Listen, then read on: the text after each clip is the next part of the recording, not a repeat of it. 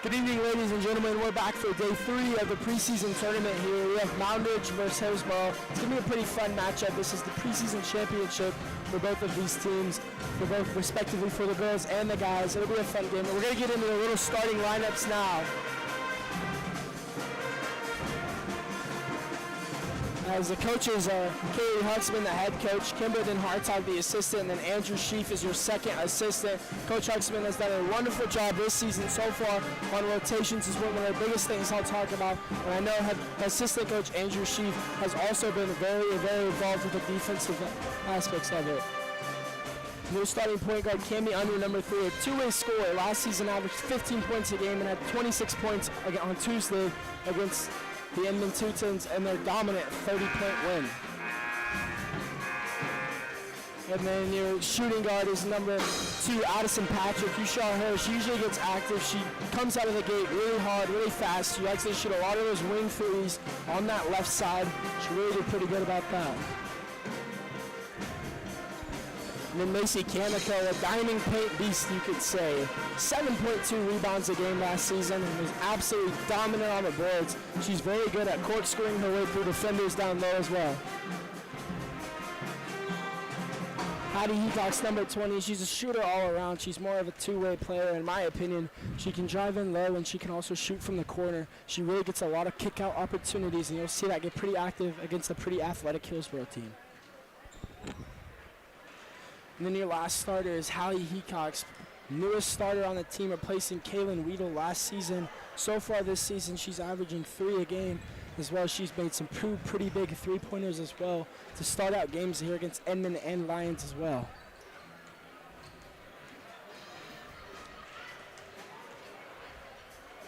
And the bench here to close it out, we got Ashton Patrick, number 1, who was second yesterday against Lions with 10 points, as well as Lennon Graber, number 5, Izzy Durst, number 10, McKenna Allenbatch, number 14, Bailey Schreiner, 15, Harper Ryerson, 21, Aspen Stoss, 30, Karina Chapa, 32, Mackie Conkling, who also gets pretty active down there as well, and she's also a detailed shooter up top, and also Whitney Robinson to round out this team. Young team with a lot of talent. As we'll be kicking off 1 minute and 30 seconds. Preseason championship.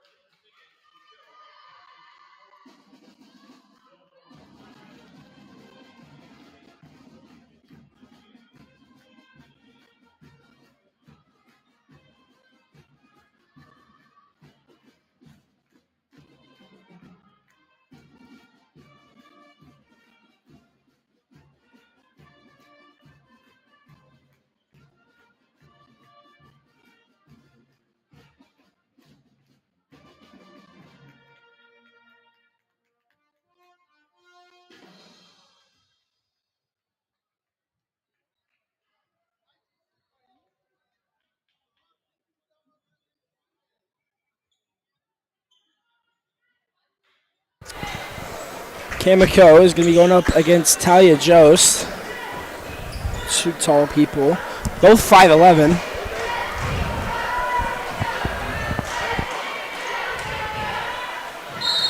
As Hillsboro is in the maroon and Moundridge is in the white, as we're getting things started out the Wildcats ball. Unruh takes it up now. Facilitated the ball pretty well, held kind of low here. 6 points on yesterday's affair with Lions, as Patrick's going to get things started off, and that one is just off in a short corner. Offensive rebounds have been the name of the game as Hecox drives in, and another offensive rebound for the Cats. As Hecox tries another one, and that one is just too long, and another board by the Cats, and that one will finally get over the rim, as that one is good. 2-0, Kamiko gets it started.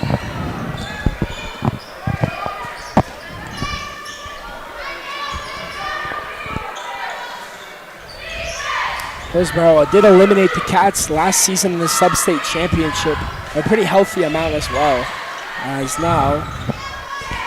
Yeah, this is going to be a good game for our Lady Cats, as this is the first real adversity they've faced throughout the season, so it's going to be excited to see how they face up. Pautet. He's going to draw the foul. Hallie's going to commit it.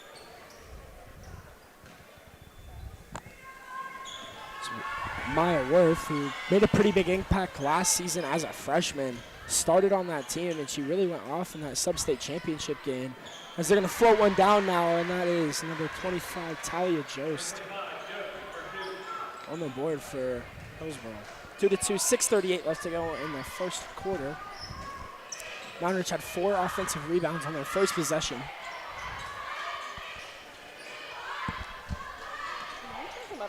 Kamiko spins around, trying to find an open Hecox, and she will.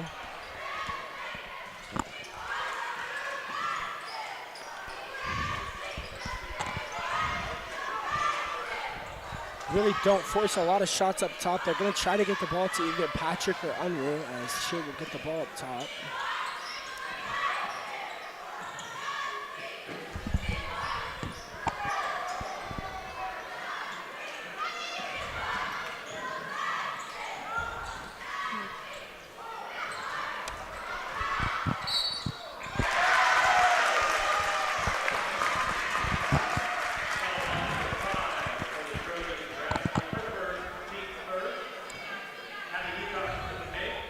As Hattie Hecox gets on the board for the first time tonight, and she goes to the line for one as well. And her free throw is good, so that's 3-point play for Hecox.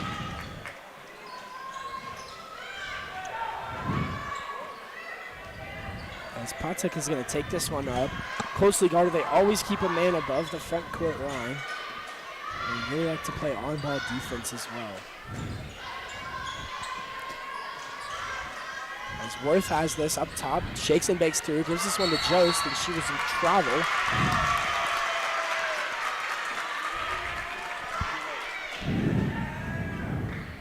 Hecox looks to throw it in over to Unruh as she carries the ball down the court.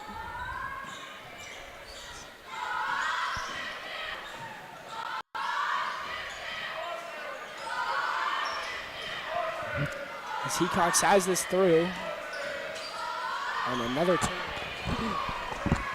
Floating up through. Hillsboro, kind of a younger team, not a lot of seniors as well as Moundridge, so they look to continue that success they had last year of going to state. Look to get it early off. They're 2-1. Moundridge is 3-0.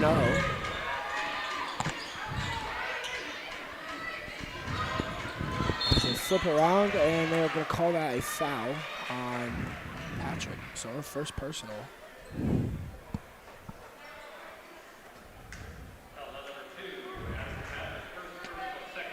Jost is going to look to throw in the ball to Worth.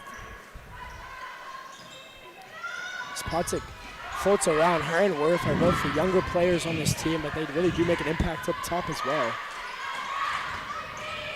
She fires through traffic, tipped by Unruh, but not enough.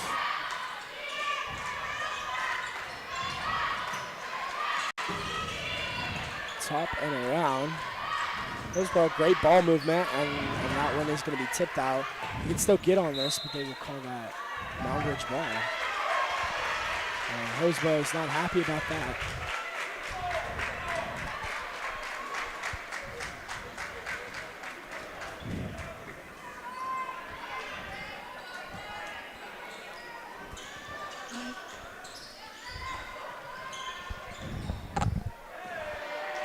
And Unruh is going to shake and bake through the lane, and she will get a right-handed finish. Cami Unruh not scoreless in the first half, unlike last night.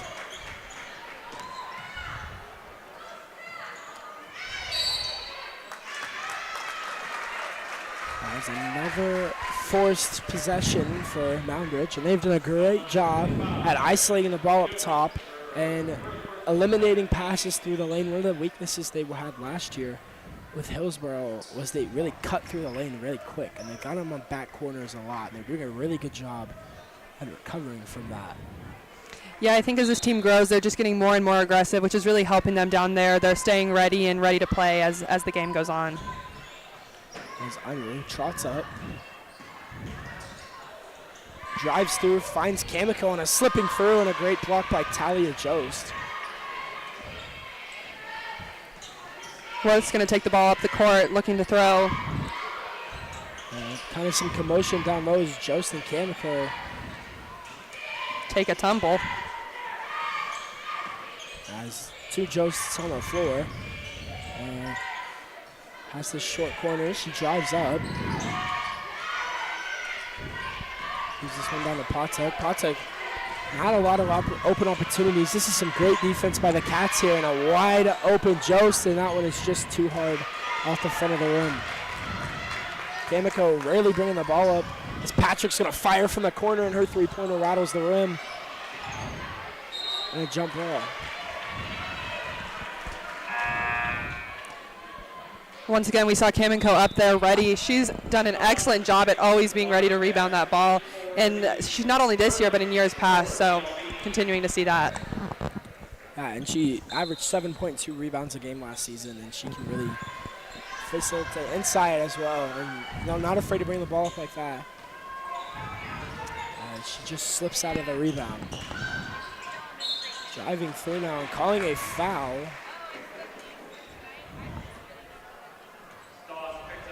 As Aspen Stas picks up her first personal in the first 30 seconds of being in the game.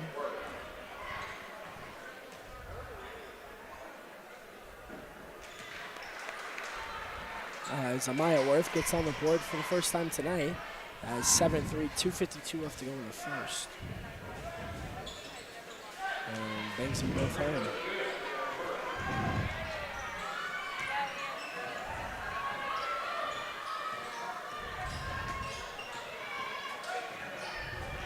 And Hecox dances through, gives this one to her sister. She thinks about this and is going to hand this down to Patrick, who just shot a three in an earlier possession. It's cutting through as Hecox, and she burns him on the backdoor cut. This team does a great job at passing the ball around and making sure, like, if they're not ready, they're not going to take that shot. So we see that work for them time and time again. Yeah. They're really patient inside, too, and they really wait for an opportunity to strike. And Hillsboro's done a pretty good job at that. The turnovers as Worth thinks about a three, gets Cami under the jump.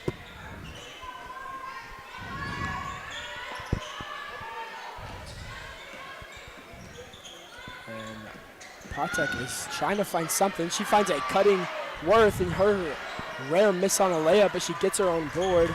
And back out as Hillsboro's going to set back up an offense. Great defense by the Wildcats in there. They run this curl action too up top. Worth will hand one off to their post, and she'll curl back around. As Patek flies through, and a huge block by Hecox. Another great defensive stance from the Cats. Kamiko and Conkling join the court as Patrick and Hecox go out.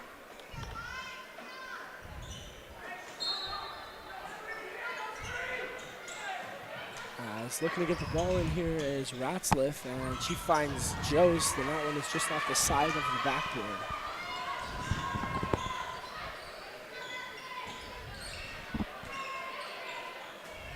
Cutting through. Kamiko tries again, and we're going to trade shots off the backboard.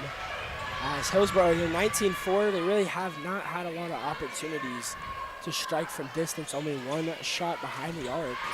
The rest have been inside shots and free throws.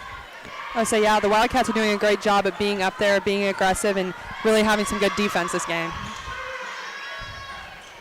Worth has this, dribbles up top on a screen from Jost, and that one is tipped by Unruh.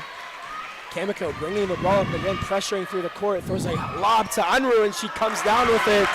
Cami Unruh on the board again, with a full court pass from Kamiko.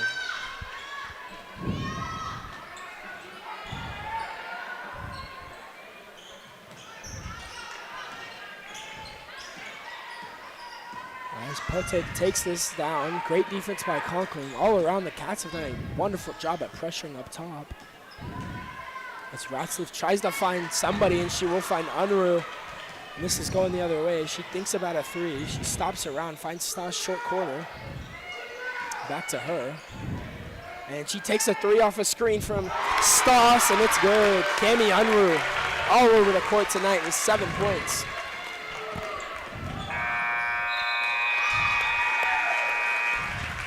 (14-4) heading into the second quarter. Overall, Moundridge has a great defensive stance so far.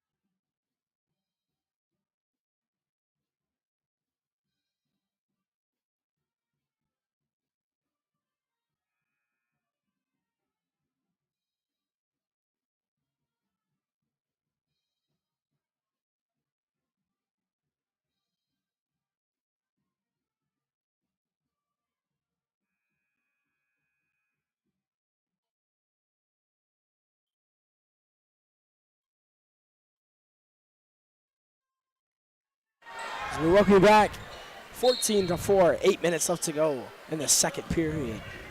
As Patrick is bringing up with her freshman peers and her sister and Hattie. And a screen from Conklin. Hecox floats around, finds Conklin on a wide open mid-range, and that one's just off. Middle of the corner and avoiding as she can't connect. Ratzliff's going to throw in this ball. Send it over to Worth. Takes it down the court. As Worth has this now, she hands down to Ratzliff. Back down to Potic. So really, Potic hasn't really came out of the game much. Same with Amaya Worth. So this is two sophomores who are really coming in and playing a pretty big role. As a huge rebound there, Natalia Jost. And Ratzliff again, and a turnover by Hillsboro. There's definitely a lot of similarities between these teams. They're both young. They're both very aggressive teams. So this matchup is really testing both of them, and it'll just come down to the end on who makes less mistakes and who plays harder. And you know, Hillsboro, they lost a couple seniors last season on the girls' side, and overall, I mean, there's two pretty big impact players for them as well. As Ryerson will float down, finds an open Patrick back to her.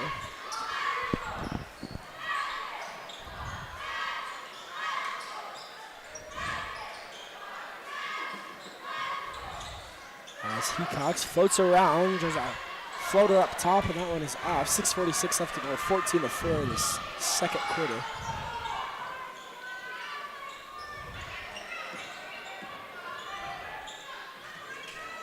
As Worth has this at the wing. Drives baseline, shoots this one down to Ratzliff, and she drives in, and she will be called for foul on Hecox. The first personal, first team foul of the quarter.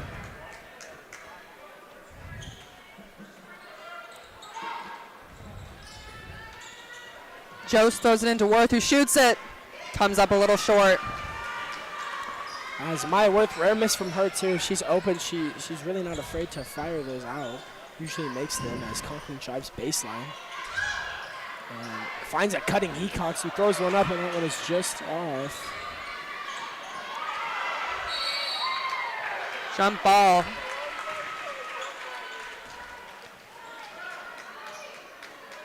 For Hillsboro.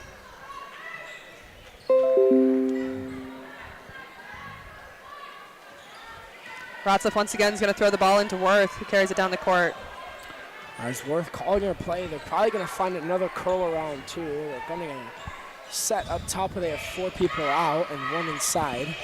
As Worth floats around, finds Ratzlaff up top, and finds back to Worth. Her three-pointer rattles the rim and out.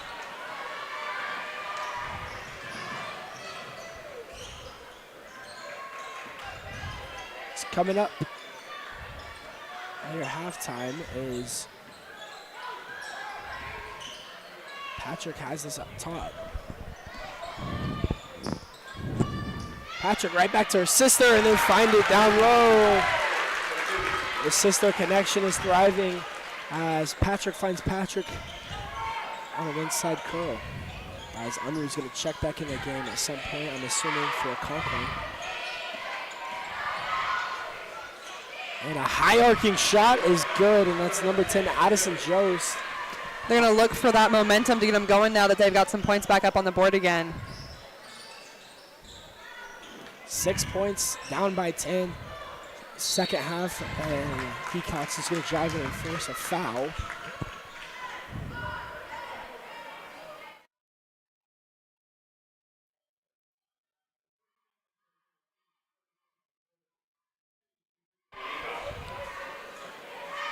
Patty made one free throw earlier in the game as well.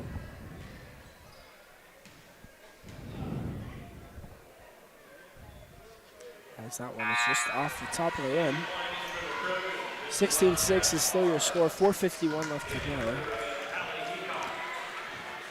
Hallie and Cami Unruh rejoin the court.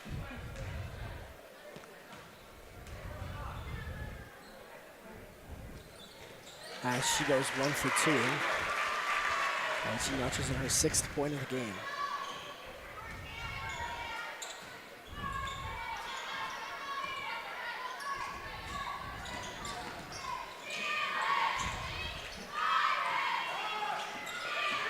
And driving through now again is Jost, and she looks for her sister, and she throws this one to Hallie Hecox.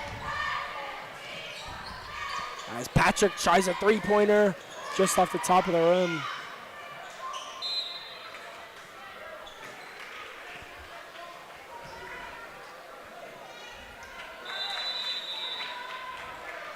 As timeout Hillsboro, as it will be a full timeout. As we'll be back in 1 minute.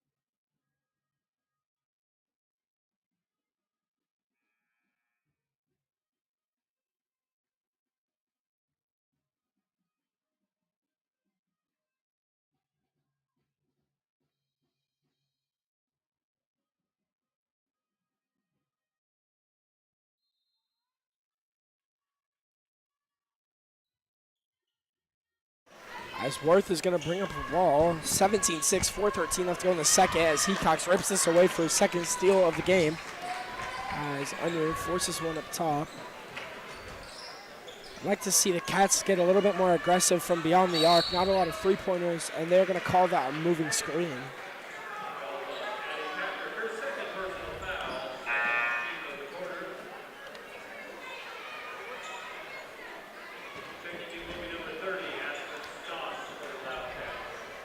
Stoss comes out and joins the court as Patrick leaves with her second foul of the night.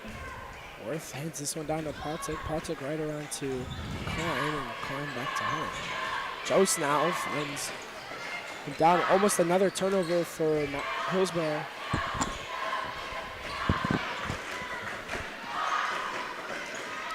Worth with it up top. Tries to step back. Under closely guarding on ball. And an elbow shot there by Addison Jost. As Ratzliff will look to check in with the next stoppage.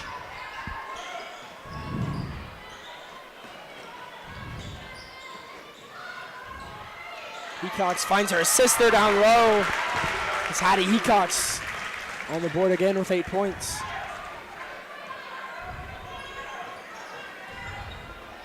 (19-6), 3:03 left to roll in the second.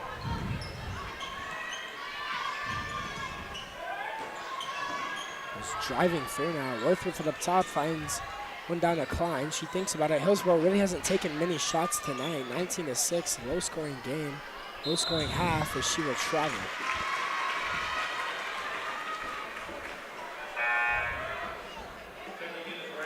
Which will be polar opposite with the boys game later on. As Hillsboro's boys really likes to shoot it from beyond the arc. They really like to extend the three ball.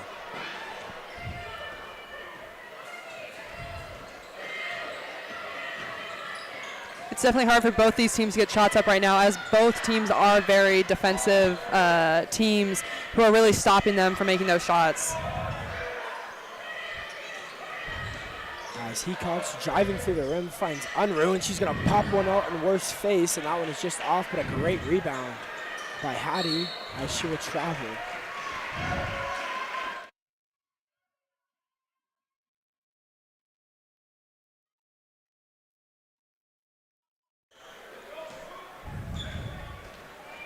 As Worth brings it up, 2:11 left to go, 19-6. She lays that one up on a left-handed finish. Amaya Worth gets her 4th point of the game.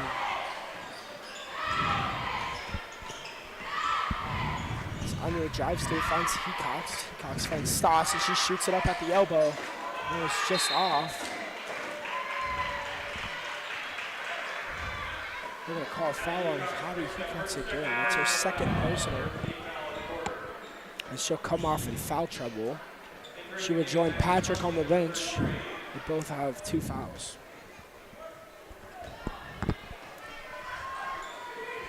Freshman Mackie Conkling comes out to take her place. As Worth step back up top, and she will just fire that one too long as Unruh now in transition. As she gets that one poked out and mad at her teammates for not communicating. As wide open is Patrick, and her 3-pointer is just too long. And diving inside is they're going to call that a foul on number 11, Ella Patrick.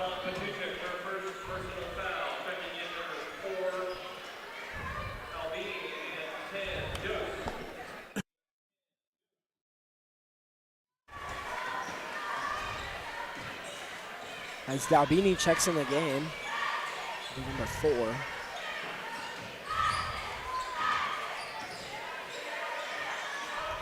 Unruh flips around side, finds a cutting Stoss open up the top, and that one just bounces off on the feet of Kamiko, and she sidesteps and puts one up, and that one is just an ugly miss, as that will retain Moundridge ball. So Unruh tries a sidestep jumper, as that one can't fall. Ashton Patrick comes in to take Cami Unruh's place. The freshman herself has put a lot of points up in past games, so she's definitely looking to get a couple more up in this one. And this team relies on their young players to make plays. As there we go, as Kamiko dives in down in there up 21-8, 45 seconds. But as I was saying, they put in girls, and they really just find a way to score. And if you look at last night's game versus Lions, they didn't have their main scorers scoring. Unruh was held to 6. Patrick only had about 9. And so they looked to their younger girls, and they really came in there and they made an impact. Yeah, it's nice for those younger girls to have games like that where they can grow their confidence and just become stronger players while they still have those older girls to look up to. And it's all about building on to that success, too.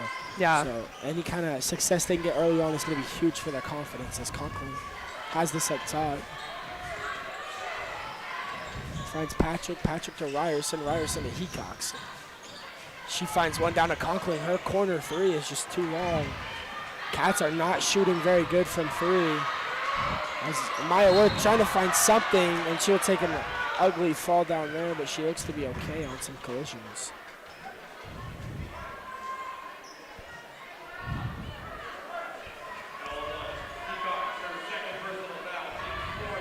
Ratzel's going to throw into Worth as she takes it down the court. Worth fires up and a huge block by Kamiko. She will 4-1 to the Wildcat logo. As that'll do it for our first half of the girls' game. 21-8.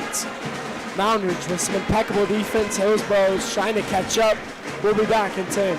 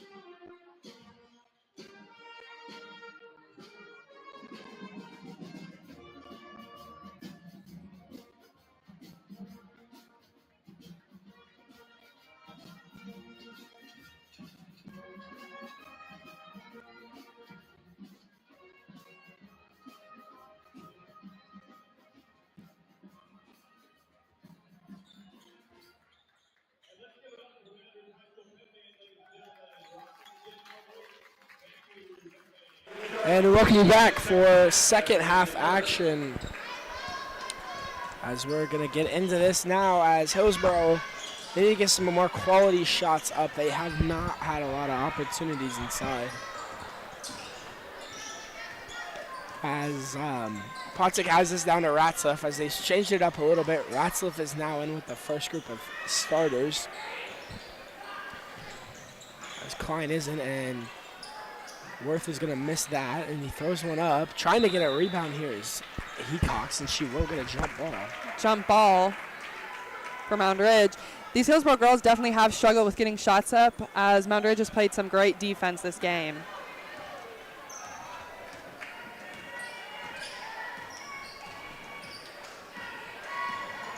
He's under, closely guarded by Amaya Worth. She fights through it.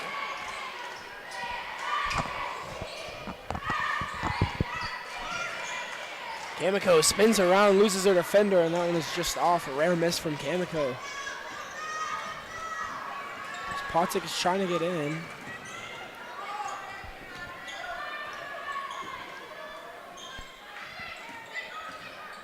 Has 6:57 left to go. 21.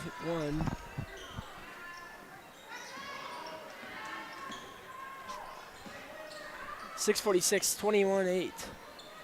Third quarter. As floating up here, step back on the Pooh test. And it will be a travel on Patusek. Once again, the Lady Catchers playing some tough defense.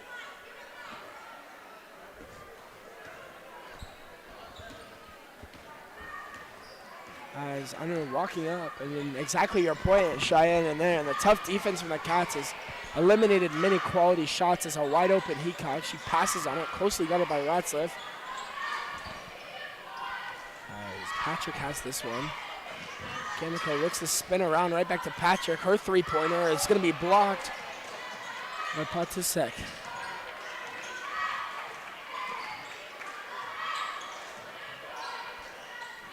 No.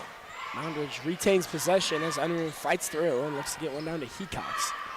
Once again, the Cats are doing a great job at not getting in too big of a rush. They're passing it around. They're waiting for their shot, making sure to not make any bad decisions on the court. They're taking very open shots and very disciplined actions as there's a turnover.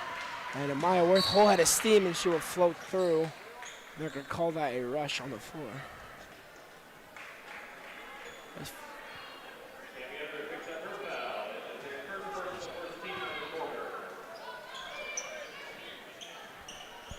5:41 left to go, 21-8 in the third quarter, as Hecox is going to get a rebound.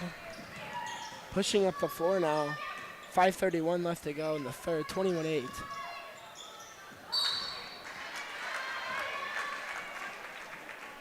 Big block from Jost.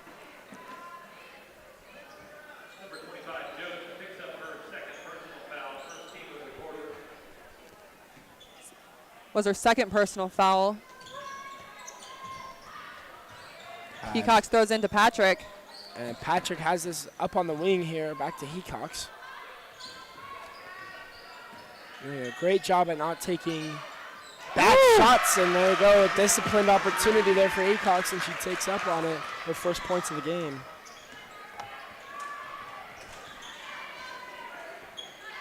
Comes from a triple. Ratzliff has this. Driving through now to Worth. Worth thinks about it, hands this back to her.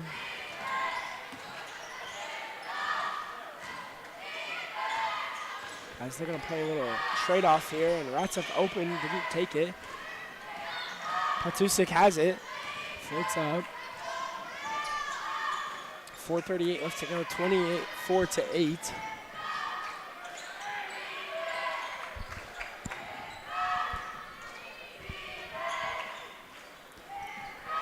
As Hillsboro also doing a great job at not forcing opportunities. It's going to come if you're patient. With as tough as defense as the Cats are playing, they're really having to wait to make sure they're taking good shots, because they know if they're not, the Wildcats are going to be there ready to rebound and ready to block. Yeah, and as soon as you start taking bad shots and you get ahead, then you get sped up, and then that's where the turnovers start. So doing a great job staying disciplined is pretty huge.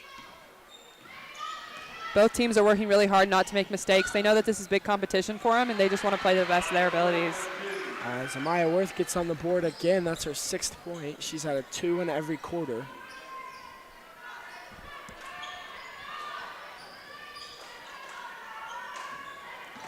Patrick floats around, uses her pivot to stop.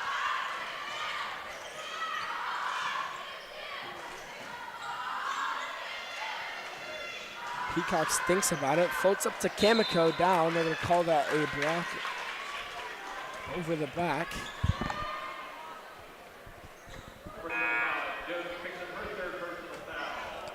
On number 25, Jost, that'll be our 3rd personal foul as she's going to head out.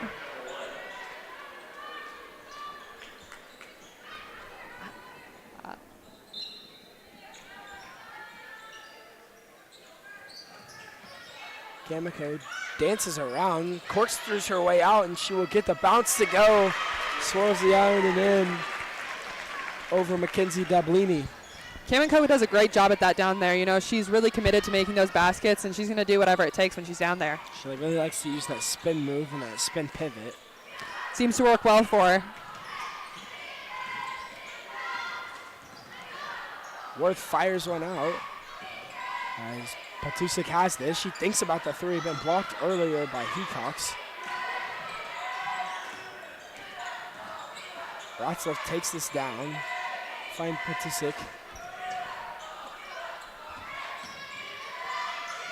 She finds Worth. Worth back down to Jost. Patusik finds a lane and she just gets this one out barely to Ratzlaff. Well, Hillsboro feeling the wrath of the Moundridge defense a little bit here. Pressured is working, pressuring the ball up top. They're creating a lot of mistakes. It's only a matter of time before they do give this ball back as Worth puts one up and an interesting finish inside, but she gets it to go. 26-12, 2:28 left to go in the 3rd. Hecox throws it to Hecox. They look to get some more points up on the board for the Lady Wildcats.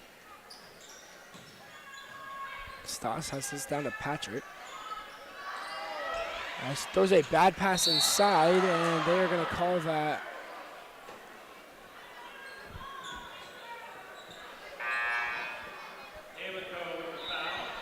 Kamiko is going to get called for a shove. That'll be her 1st personal foul of the night. And Ryerson and Conkling checks in, and coming out is Hecox and Kamiko. Only one starter left on the court for the Lady Wildcats.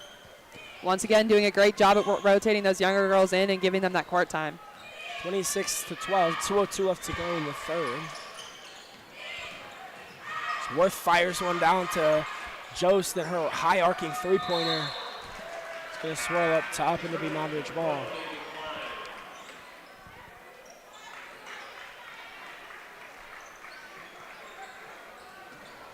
Conkling throws in the ball to Cami Unruh. Takes it down the court. And she's a wide open Ashton Patrick at short corner, which she doesn't see.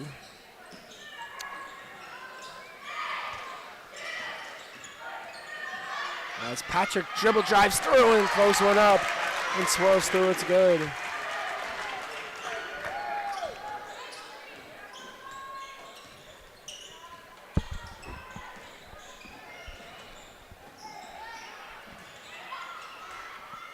Dablini has this one down to Worth, and Worth looks to get another 3-pointer. She looks tired. She hasn't really came out of the game much. Her and Patusik hasn't really not been out of the game a lot. Dablini fires through on a great block by Stas. So Cheyenne, overall, how are the Cats faring on defense, and what do they need to do to continue the success? Yeah, the Cats are doing a great job on defense. You know, they are very aggressive players, and that continues to work out for them well as they work to get the ball back on their side of the court. Yeah, as Stas will go to the line. 52.5 left to go in the 3rd.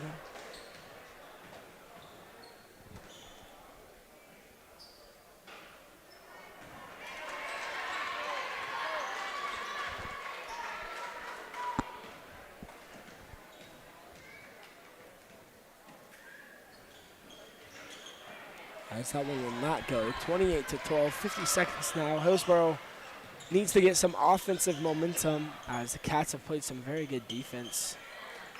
As she will fire, and that one's just off. Conkling's going to rip that through for a jump ball.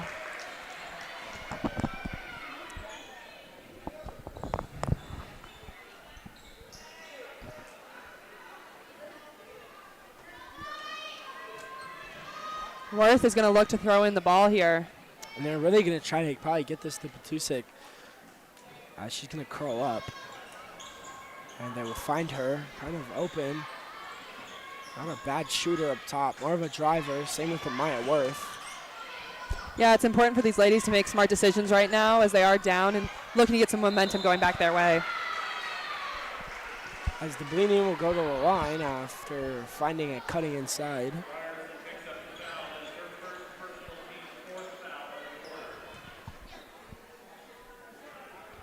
Ryerson's first foul of the night.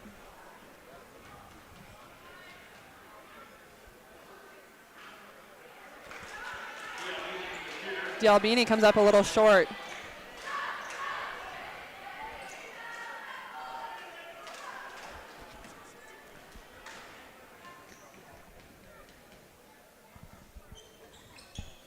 And she will go 1 for 2 from the line. D'Albini. Her first points of the night, I think. She gets on the board with a free throw. As Unruh throws a reverse layup through, and they will get away with a foul. As Worth is going to fire through and misses the layup. Stoss is going to get it.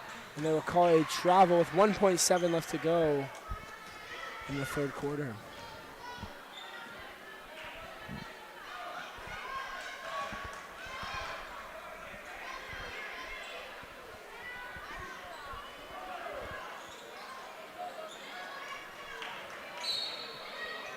Number 5, Ratzliff looks to throw in the ball. Throws it to Worth, who takes a shot and comes up a little short. 28-13. Hillsboro looking to get some kind of offensive momentum and looking to slow the Cats' defense down. And we see some more interesting shots before time expires. We will be back. Fifth quarter.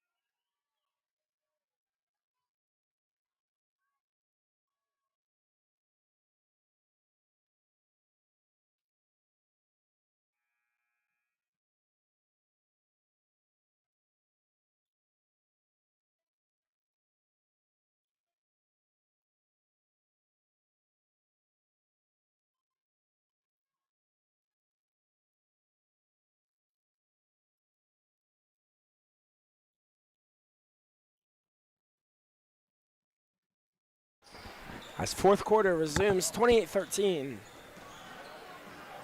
Cats with possession.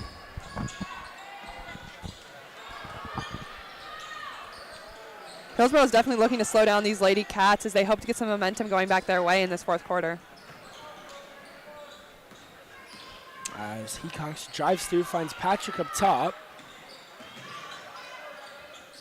Trying to get some kind of momentum. As they're going to call a foul on him.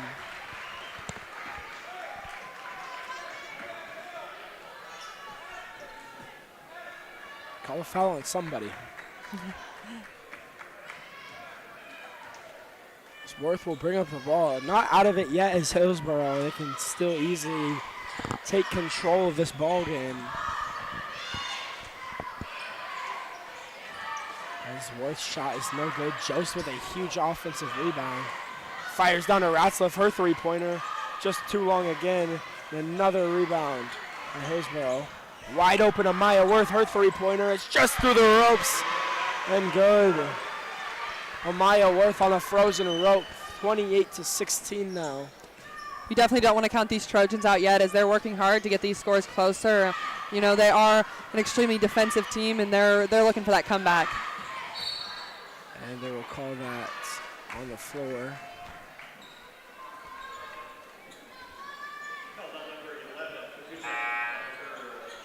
Patusik gets called for a foul. That's her third personal. Cami Unruh rejoins the game. As Patrick looks to throw in. Sends it over to Hecox. Sends it back to Patrick. Patrick has this up top. Throws one down, and Ratzeff gets called for a reach. That's our third personal. 2 away from a foul out. Hecox is going to throw in this time. He's looking to find Unruh up top. 28-16 as she loses the ball on a bad turnover there. Looking to not do that, to create any kind of opportunities for them to get back in the ball game like that. 28-18, it's a 10-point ball game. Closing in is Hillsboro, looking to get something inside, and they do. Moundridge cannot turn the ball over and get any side of momentum on their side, on them.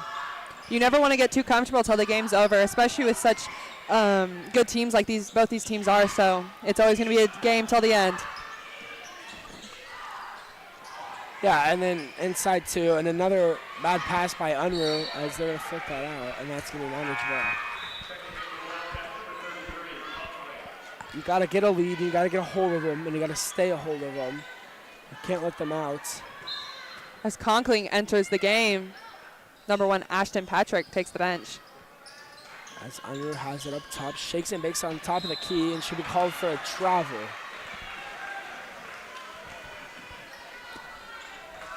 Unruh did not like the call there. With a game like this, these little mistakes can't happen. This is doing a 30-second timeout for the Cats, and overall they just really have kind of started to slip up a little bit, kind of fatigued and just not playing their best game. And at this point, if you're Coach Huxman, what do you say to these girls? Yeah, I think it's important, to keep their motivation up. Like we said before, we have a lot of young girls on the team. They might not be used to this type of adversity in a game. Hillsboro is a really good team. Like you said, they fell to them last year. So it is important just to keep pushing through till the end. Yeah, and you got to just tell them, play your game. You can do it. You've done it for 3 straight quarters. Mm-hmm. Don't let up in this last quarter. Close it out. I know you're tired. You just played 3 games in 3 days, so yeah, you got to kind of hone in, and you got to get these. This is going to be a gritty win for either of these teams, and same with the boys. They're all fatigued. They want to break. That's the problem with these preseason tournaments. Sometimes these teams are just getting into the season. They're not conditioned well. Right. And you really find out which team is well conditioned early. Yeah, and both these teams want to go out with a win.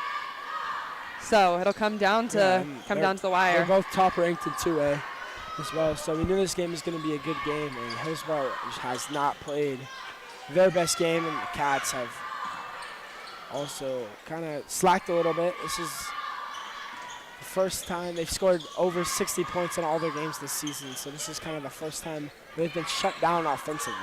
Right. And they've had to rely on this defense.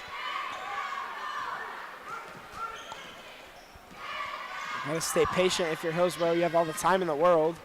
As Ratzeff has this one, they're gonna float him down. Wide open Ratzeff on a back cut, and it is good. And just like last year, Hillsboro capitalized on those backdoor cuts and those screens up top. You cannot get burned on those. You have to have help side defense every time.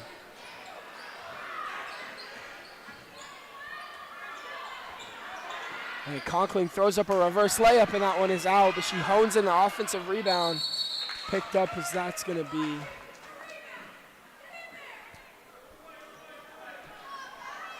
Hillsboro's ball again. So an 8-point lead on a questionable shot from Mackie Conkling, and Huxman is not happy with the watching the ball instead of attacking the ball. I was going to say, yeah, they've proved that this extremely defensive team works for them, and so it's important that they keep using that throughout the game.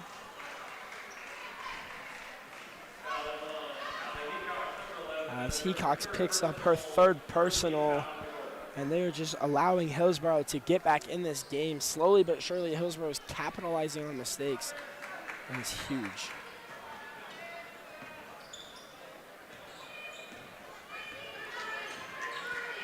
Yeah, with each mistake the Wildcats make, it becomes easier and easier for these Trojans to catch this lead. So the Wildcats are going to want to turn things around here pretty soon.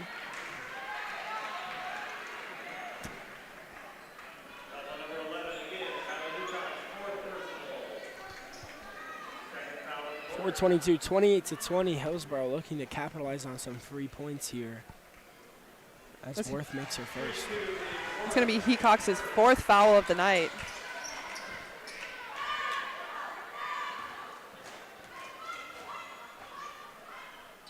Hecox 1 away from fouling out.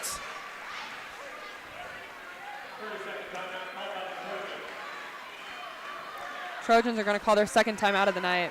And Moundridge kind of looks to be panicking up top. Really, I haven't been impressed with how they've handled some adversity. They coasted for 3 quarters, and I feel like that they just are still on cruise control. And they're not stepping on the gas at all. And Hillsboro is slowly catching up. And if you're a Coach Huxman, you got to have them motivated, and you just got to finish strong. If you're going to let them get back in the ball game, have enough energy left to get out of that sticky situation. Yeah, something the Cats kind of always struggle with is when we hit adversity, we get a little too comfortable. And so overcoming that now instead of later in the season so we can be ready as the season goes on.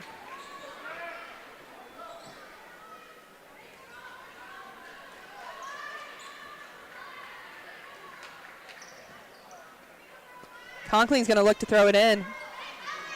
She's probably honestly going to get this one down to Unruh, and she will, and finds it right back to her. Almost a backcourt violation, as got to watch those turnovers. Hillsboro appears to just be getting more and more comfortable as we see them playing some even more aggressive defense. As Hecox looking for anything. And if you're Moundridge, I wouldn't be opposed to just chewing the clock out and waiting. As Unruh is going to pop up a 3, and that one is just off. Wildcats have been scoreless in this 4th quarter. And wide open is Petusik, and her shot is just too long. Another offensive rebound for Hillsboro.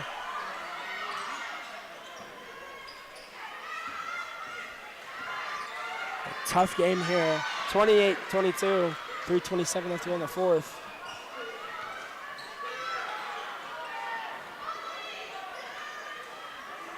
Petusik now has the ball, finds Worth, and almost another turnover. Yeah, the Lady Cats are definitely, you can tell, getting a little tired. We still have 4 starters in, and the starters have played a lot of the game, so they're definitely getting tired. And Unruh gets away with a foul. She drives in and she will score 30-22, 8-point ball game. The rest of the team's going to be looking to use that momentum to get things going back again our way.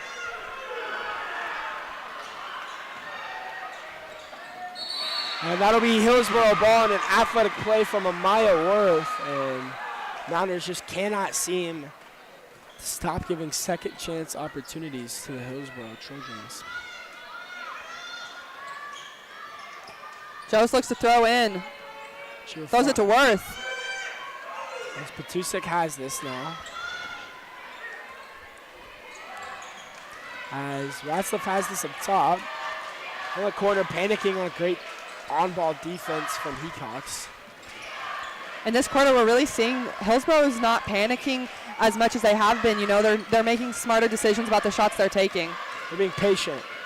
That's big, too, as Petusik's going to put up a 3-ball, and that one is through the ropes and good.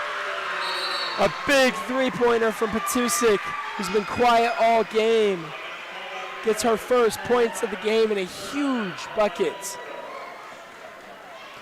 And a full timeout for Hillsboro. The Trojans are definitely using Moundridge's tiredness to their advantage as they look to turn it back their way. Yeah, fatigue is tough, especially when you've played so many games in so many days. 30-25, 216. This is tough. And if you're Moundridge, just score. You gotta just score. And you're up 2 possessions, so if you do, it makes it a 3 no matter what. Yeah, Moundridge can't afford to keep missing those shots. You know, they really need to make them to help turn this game around.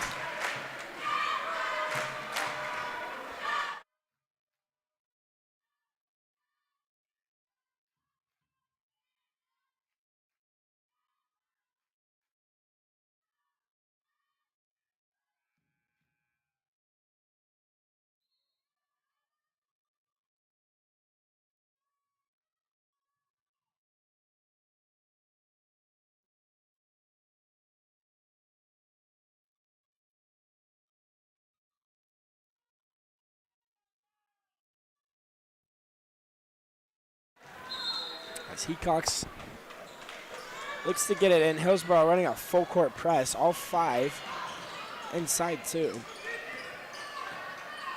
Yeah, like we said, they can tell this team's getting tired, and they're just going to keep using that to their advantage. As Under flips around, finds Conklin. Gets away with a carry.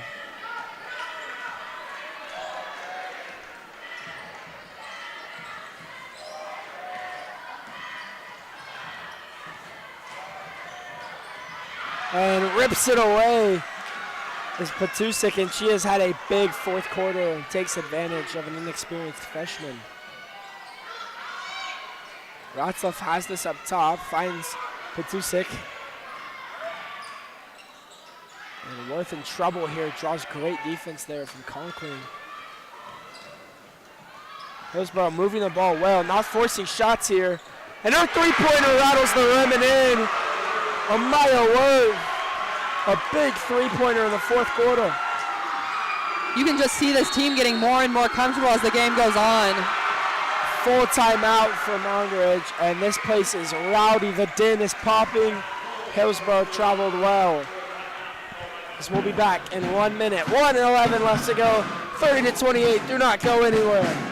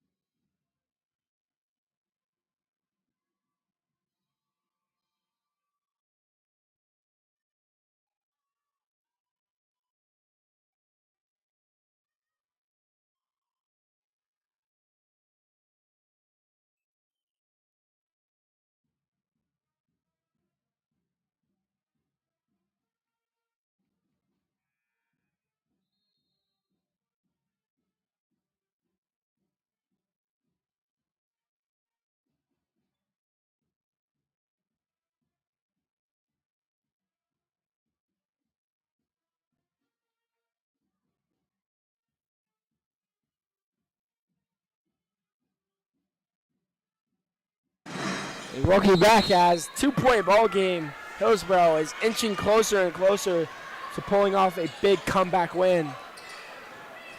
As Hecox has this, looking to get a curl opportunity. Hillsboro has matched their defensive intensity. Yeah, the Lady Wildcats need to just not get too rushed and keep making smart decisions. 57 seconds left on the clock, 30-28 in the fourth.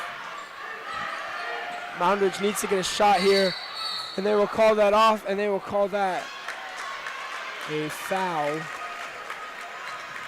on Jost. That's the correction. 4th personal foul, so 1 foul away from fouling out. 47 seconds left. Hecox looks to throw in. We'll try to get this to Unruh or Patrick, and she will just throw it out, and that will be Moundridge ball on a tipped pass.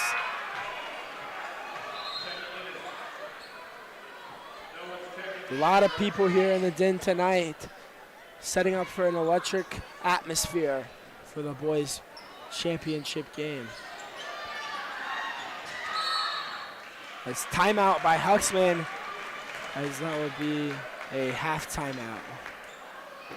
30 seconds. 30-28. Moundridge going to try to chew as much clock as possible. And I almost wonder if you're at Hillsboro, a smart-ish thing to do. Usually teams do this when they're up 1 and they need the ball, or they're down 1 and they need the ball back. They will intentionally foul to force them to shoot. And right. so they get the ball back, with a one-possession game. If you're Hillsboro, you can take a chance on one of them missing as well. But you're going to need to foul at least 2 more times to get an opportunity for them to shoot. Yeah, this Hillsboro team is obviously smart, so they're going to make the best decision to get the game going their direction.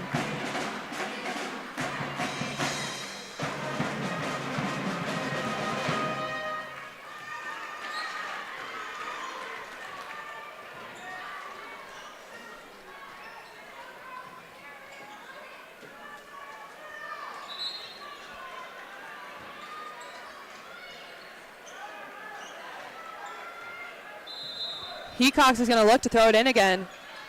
She's going to try to find Unruh up top, and she will.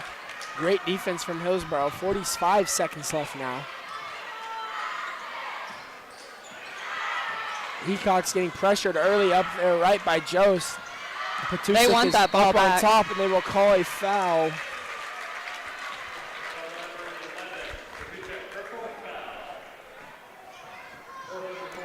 (30-28), a defensive showdown.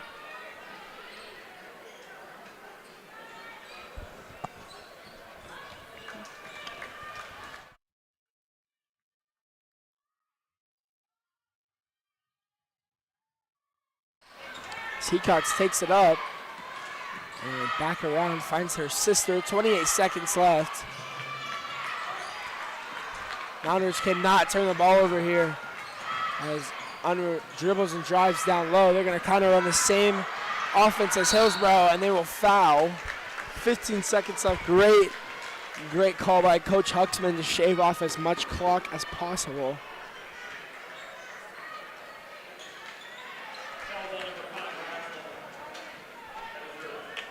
As they're going to center the line. Big free throws here from Hecox. That's going to be Ratzliff's 5th foul of the night. The very minimum, you need to make at least one, and that is to make it a 3-point ball game. So they cannot have a layup or anything, an opportunity, and she can pretty much almost ice this game with another free throw.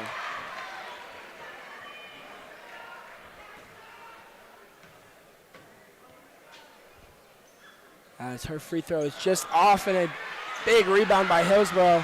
13 seconds left. Kamiko pressuring the ball well. They're going to look to make this 3 really turn the game around for them. They need a 3. 5 seconds left. They're going to find it through, and Unruh's going to get called for a foul. 3.4 seconds left. 31-28.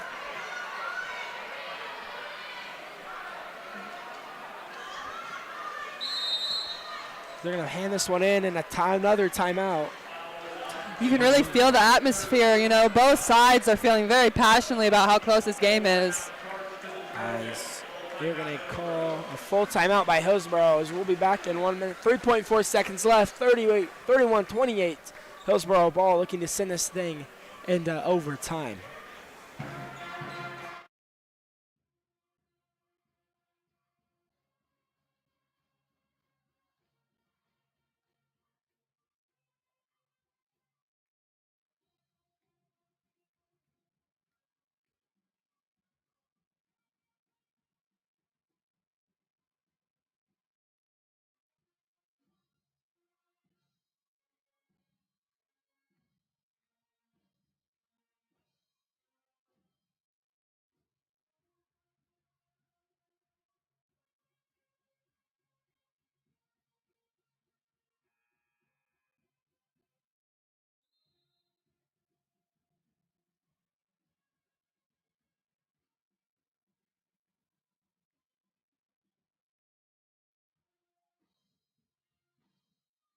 As welcome you back, 3.4 seconds left, 31-28. And the double bonus is Moundridge.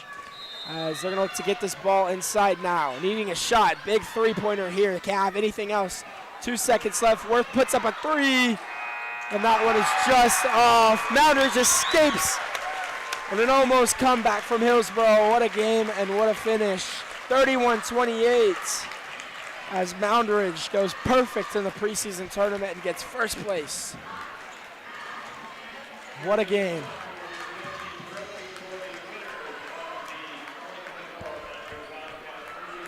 Sloppy, but they get it done.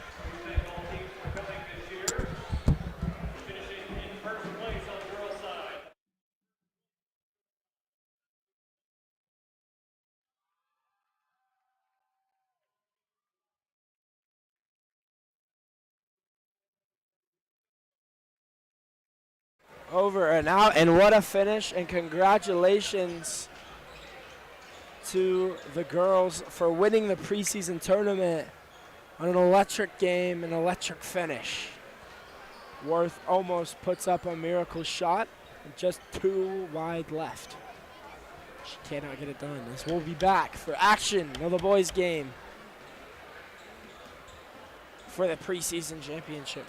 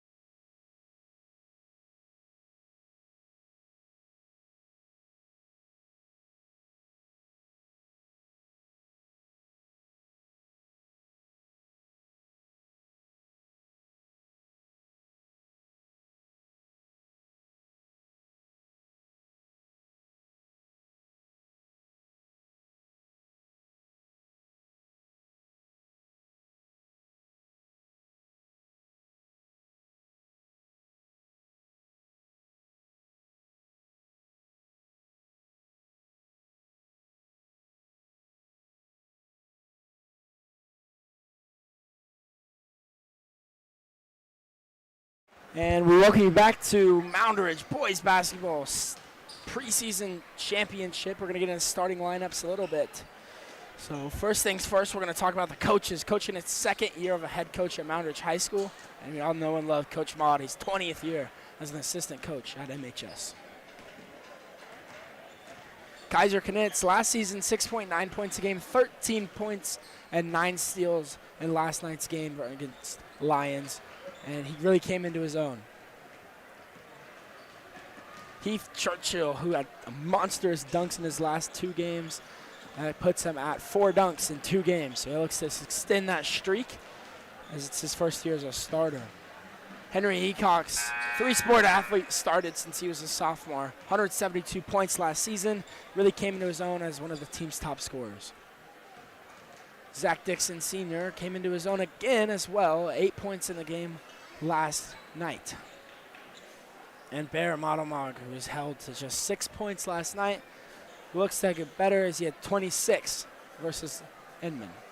And key contributors off the bench, Jesse Lutz, Layton Schmidt, and Campbell Adolph. You're going to hear a lot about them. That is our starters for tonight's game.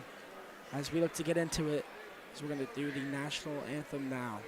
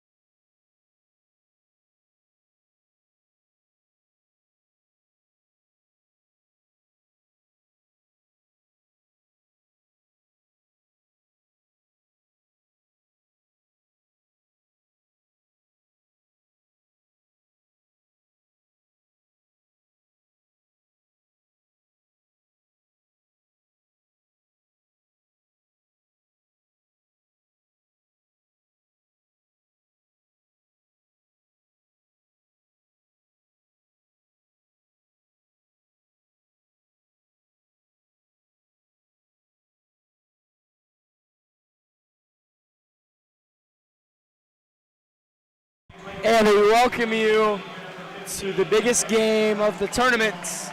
The Hillsboro boys versus the Moundridge boys. This is going to be a fun one. Overall, I'm pretty excited for this. I feel like this is the best game in this preseason tournament. Both of these teams match up really well. It's going to be a really fun one.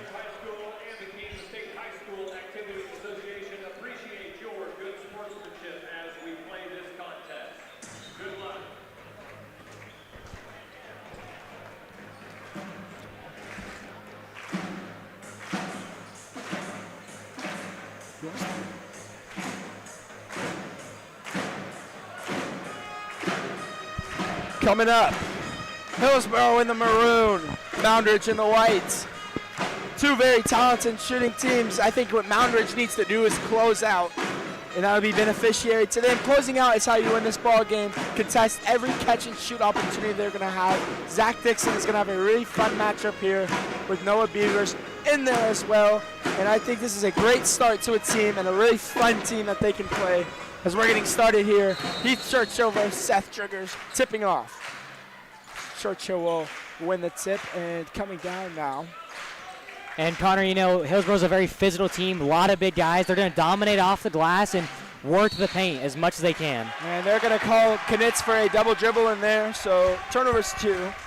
Whoever starts this game out with momentum is going to start out. They're going to have a really hot start. Whoever can have this hot start is how you're going to come away with this win. I really don't think it's going to be too big of a lead at anywhere. I think this is going to be a lot of lead changes, a lot of back and forth play. Shahan to Driggers to Witchert, and Beavers floats around on Dixon. He puts one through, and they're going to call him for a foul. Hillsboro, who was eliminated by Moundridge in the sub-state semis, looks to get their get back, as Moundridge got theirs in a girls' game, who was eliminated by Hillsboro in the championship game. And tonight, Connor, I think we can look at a lot of foul calls. You know, they're going to be attacking aggressively and getting through the ref's vision.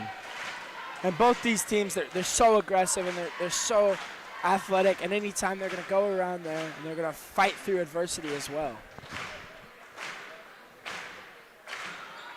As Beavers goes 0 for 2, and they're going to call a lane violation on Maudemar. And the den is absolutely packed to the brim tonight. A lot of crowd activity. As Beavers looks for his second free throw, and he misses. As Maudemar pressures the court now. The den is rowdy and jam-packed. As dances and prances up top, closely guarded by Witcher. As Knitz has this one, sets a screen of Dixon, and he rolls through. Wide open Hecox in the corner, and string music through and through. 7:04 left to go. Moundridge gets the first points of the game. And that's a great triple by Hecox there, looking for the open corner and getting that 3 for himself. A great way to start the first quarter. Beavers high up and arcing, and gives this one down to Witchert as he scores.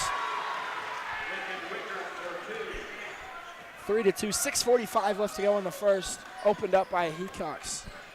Three-pointer in the corner.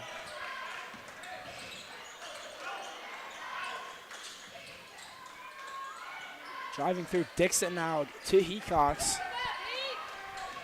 Puts one up closely guarded here by Dickinson, and he throws one up, and he'll be going to the line for 2. 3-2, 6:26 left to go in the first. And you know, Hecox, very physical kid. Getting to the rim and being able to finish off that glass is going to be crucial for the Wildcat win tonight.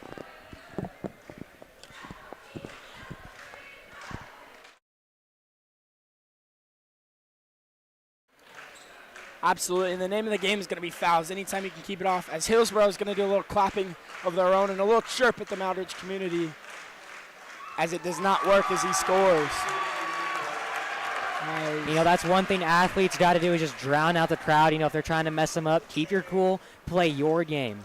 Yeah, and you know, these teams, they don't like each other. They've been playing in the playoffs a lot. As Hecox, big rebound by Dixon. He floats out, looks for Hecox on top of the key. He flows down, finds Knitz on a cutter, and he scores. 6-2, 7:16 left to go. That's some absolute phenomenal ball movement by the Wildcats, getting that open look past the Kaiser. Knitz. Thank you for clarifying that. Dickinson runs through Hecox, and a no call on that as Shahan looks for a 3-ball, and it's good. Easton Shahan.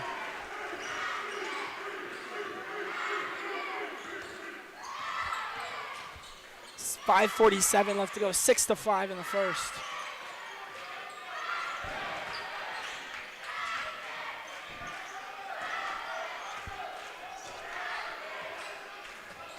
Cadets has this one up top by the Whiskers, and it's 5:31 left to go, 6-5 in the first. You know, Wildcats really need to get going offensively faster. You know, they didn't crash those boards, get to the bucket for the open look. And they're going to call that Hillsboro's ball.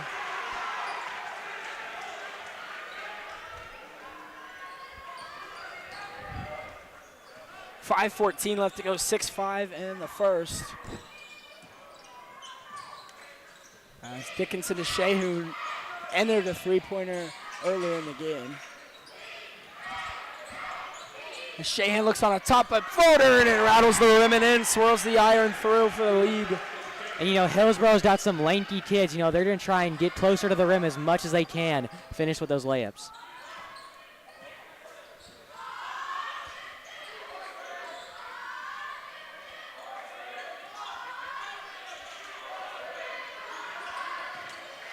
Hecox drives in, that's stripped out by Dickinson. Shahan trots up for a chance to go up by 2 possessions.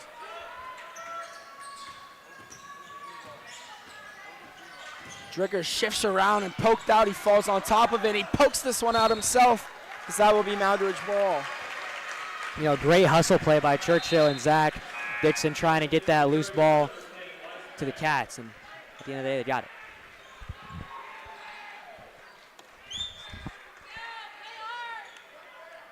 .420 left to go, 6-7 in the first. As Hillsboro gains the lead by a Shahan floater. That's his 5th point of the game. There's another turnover for the Cats up top. Had 12 in their game against Lions.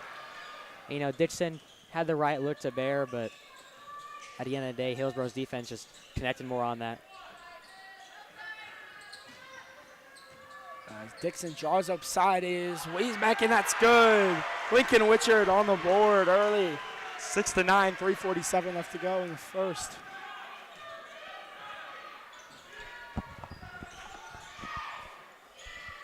Churchill, who had 2 dunks in the game prior and 10 points as well. As wide open is Knitz in the corner, and that one's just too long. Great rebound by Shahan. You know, Shahan's so lengthy, he's going to pull in a lot of those offensive boards in two. Anytime you can get a hold of that ball, pull it to your chest and prevent a leak. Yeah, and I think offensive rebounds are going to be the key to the game. You know, those second chance points that Maud talks about in practice is going to be crucial for the Wildcats tonight. As Shahan's frozen rope 3 is off.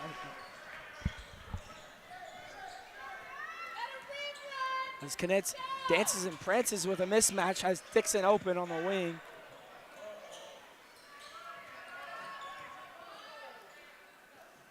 As man defense by Hillsboro, great help side defense by Seth Driggers as well. You know what I think the Cats need to do on offense is slow down and run their plays and execute them well, and they'll see a lot more easy looks on offense. And I think that's what they did. I think Maltamont brought it out, reset back up the offense. Churchill to Knitz. Drives down baseline, wide open. Hecox in the corner, and that one is just off. But a great rebound by Dixon, and he pops up a left-handed finish on the right side. Zach Dixon. You know, great finish off the glass by Dixon. Athletic kid can get to that baseline dribble. 100%, 8-9, 2-12. 2 minutes and 12 seconds, excuse me. You know, 8-9, Hillsboro has a 1-point lead early in the first. Driggers is going to throw one to Shahan, and that one's just off. And Schmidt comes in for Dixon, but a gutsy rebound and a nice play inside to cut the lead down to 1 point. That's good quick hands by Hecox, getting that stop for the Cats.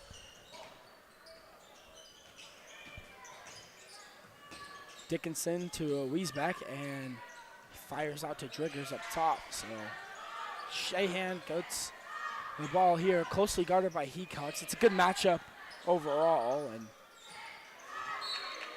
We come back, and they're going to call a play here. So I think Knitz is doing a great job at matching up well. I mean, they started out with Dixon on Beavers, and they quickly changed it down to Monomog, who's just a little bit quicker than both Schmidt and Dixon. But overall, I mean, the rest of the matchups are great, as Churchill's going to poke this one out, and it's going to remain Hillsboro ball. And Hillsboro's been down on offense for about a minute here. They just can't seem to get anything going. You know, the Cats are playing spectacular defense, but they need to get the ball in their possession. Almost entirely here has been all Easton Shahan for Hillsboro. As Driggers tries to find something, and a great interception by Hecox. As Knitz pressures early, and he floats around down to Schmidt, and he finds him on a right-handed flush, and he's good. Moundridge retakes the lead.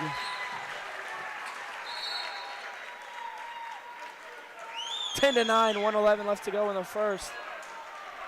This game has been everything we thought it would be.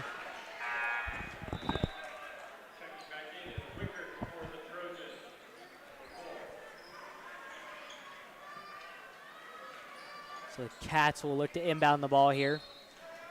On a mishap from Hillsboro, a turnover. And floats one up to Motomog, and he will get it. Saves the turnover, closely up guarded here by Witcher, and he pulls a three in his mouth, and that one's just off the lip of the rim. Motomog's going to try those threes anytime he can get him. You give him an ounce of separation, he will pull it. And you know, Monomog, that's well in his range. We see those deep threes come from him. Shahoon, who had a three of his own and a floater of his own, drives in, and he will travel.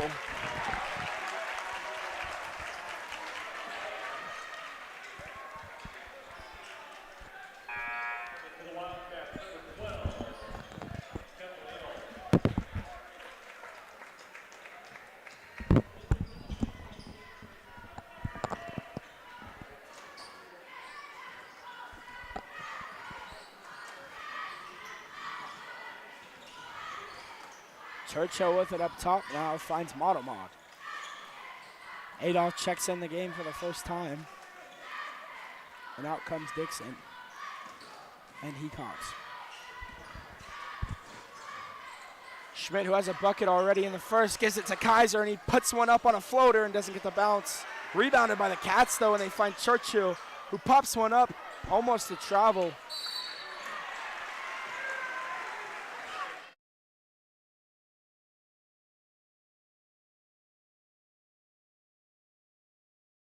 You know, Cats got very physical on that play. Churchill trying to get that rebound and put it back, just couldn't happen for him. 12.5, 9 seconds as Witcher looks to press the ball and on a curl around, gives this to Shahan. Shahan tries for something, and Adolph gets a steal, and he puts it up and get called for a foul and misses the shot. So 0.3 left to go in the first quarter. Moundridge up 10-9 on an electric first quarter of play.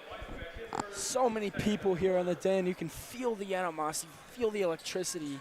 And you know, it's the last day of tournament day, so I feel like everyone who wanted to come will definitely try and be here if possible. And almost a tip in from Shahan. Tries to throw a lob up to Churchill. Shahan plays it perfectly, as we will be back in 1 minute as second quarter action. Moundridge up 10-9.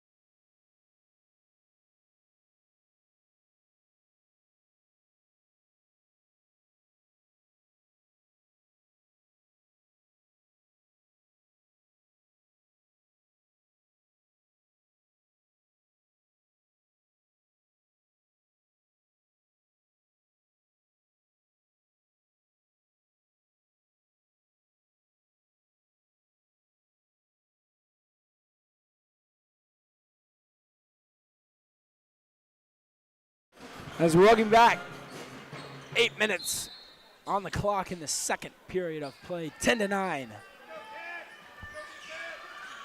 as they're going to call this an off the foot of Knitz as Witchert throws that one down as Beavers comes out and Wisbeck comes in. They really kind of run a 6-man rotation here. Beavers and Wisbeck really rotate out a lot, but overall, other than that, they really haven't changed much. You know, Hillsboro looking a little flustered on offense.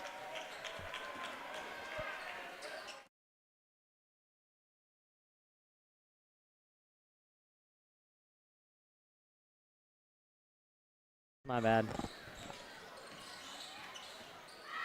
As Knitz finds Schmidt up top and now to Modelmog. Dances up top, backs his opponent down and finds Schmidt on a cutter, and he just misses the left-handed finish. Cutting down here is wide open Seth Driggers, and he stops and finds another missed opportunity as the lid on the rim has been there for both teams.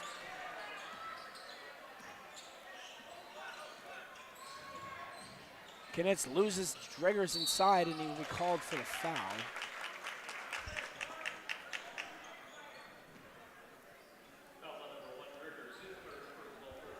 You know, both teams have been very aggressive so far, not afraid to get that foul call and get in there and be scrappy. And Churchill draws a double, forces around Shahan, and he's going to step through. And they call that an and one. Great move by Heath Churchill, stepping through.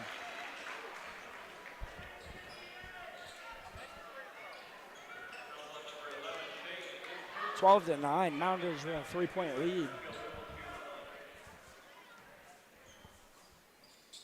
As Churchill will rattle the rim and in. 13 to 9. 6:57 left to go, second quarter.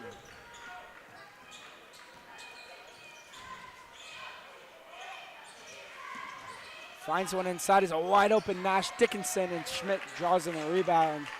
And that's one of the things that Hillsboro did really good was offensive rebounds. You need to carry that success over. Modelmog wants a three-pointer bad. He's going to fall down, and they're going to call it travel on that. You know, that's a hard call for the Wildcats. Modelmog getting there, being physical on the floor, but. And he gets bumped inside, and he falls over. Not much you can do. I mean, it's just a basketball player.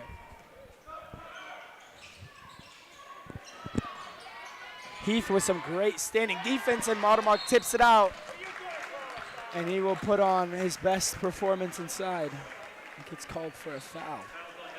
You know, after that first one, I think Modelmog was due for one.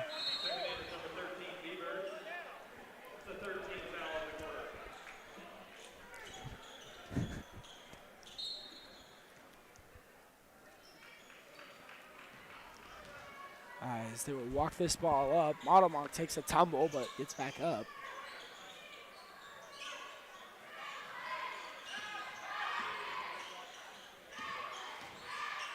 Modelmog fights through the lane and is going to miss the floater.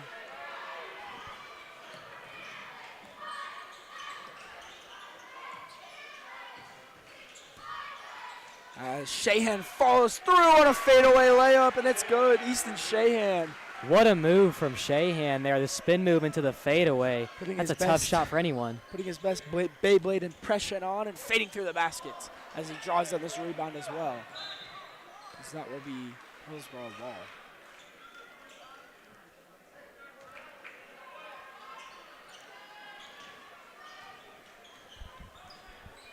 You know, I think Hillsboro so far has done a way better job of staying calm and looking for what they want on offense.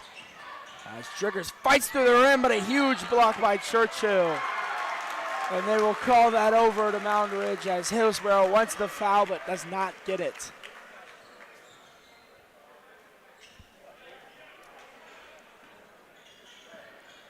What a block from Churchill, using his lengthy athleticism.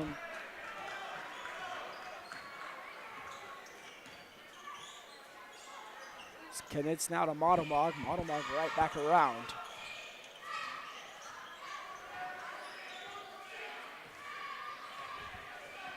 Modelmog held scoreless in the first quarter. Back-to-back first quarters, Modelmog has not scored. And finds Hecox on a corner three-pointer. All cords. Henry Hecox notches it down again. 7 points. And Hecox great at attacking the rim, but once he gets hot outside the perimeter, he's going to be tough to stop. Yeah, one of the best scorers on the team, as Beavers now has this. Floats one down and intercepted by Knutz. Hecox again in the corner. He's hot. He floats through and he finds up a right-handed finish. Henry Hecox has takeover activated. What a play. Timeout, Hillsboro. You know what? Great physical offense from Hecox, being a two-way scorer, getting to that paint and shooting well outside the perimeter. Henry is on fuego. We'll be back after this timeout.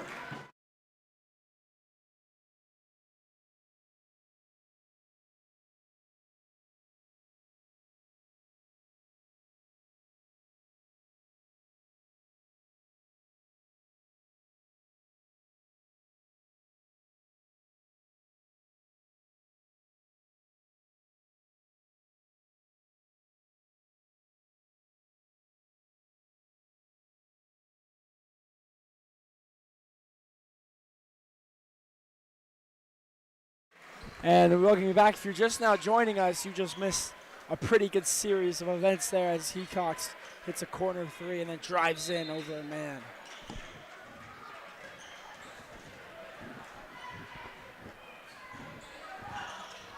And Shahan gets this one tipped. Churchill follows through and he throws down. Some elevation sensation for Heath Churchill. Rattles through. 20-11, Moundridge is on a crazy run as Shahan puts a three of his own and it's in. Easton Shahan on a silver lining. Hillsboro there trading buckets as Heath gets a great athletic play on offense, coming down, making that three in transition. And Shahan responds beautifully with a deep three of his own. Schmidt puts one up and it's through. 22-14, 3:42 left to go in the second. And that is some tough offense from Schmidt there, at getting big in the paint. As Driggers, who has had a quiet game so far, finds Weisbeck.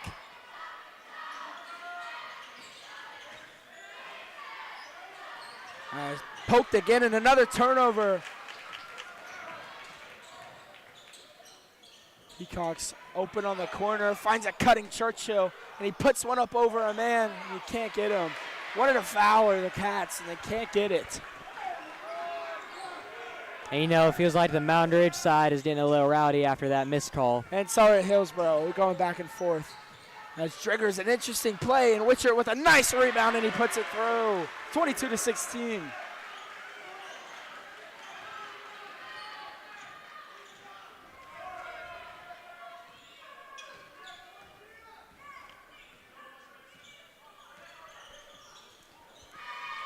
Maudemog with it on the elbow as this place is hot and ready to erupt, reaching its boiling point as he spins through, puts up a floater, steps up, and it's all but nothing but nets, all but cords.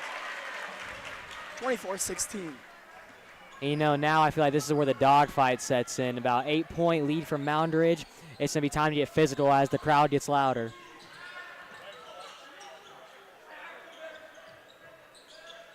Churchill fighting through again. Great on-ball defense with Driggers. Maudemog switches on to Shahan, and Knutz goes to Beavers. And Shahan fights through, and he throws up one, and they call that a block. Easton Shahan to the line for an and one.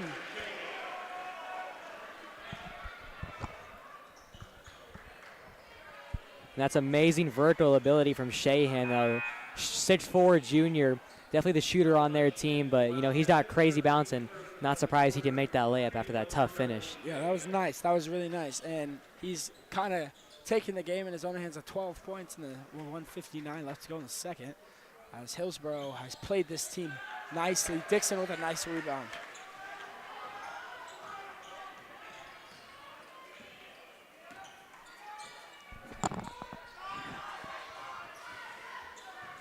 Churchill drives baseline. Hecox open in the corner again, passes up on it with a mismatch. fights through, puts one up, and gets the swirling in. Henry Hecox is having himself quite a night. What a lay from Hecox there. Very tough shot under the basket. Shahan to Driggers to Witcher, his three-pointer just off the lip of the rim. And a miscommunication from the Cats. They call an off-the-foot Moundridge ball. 26-18.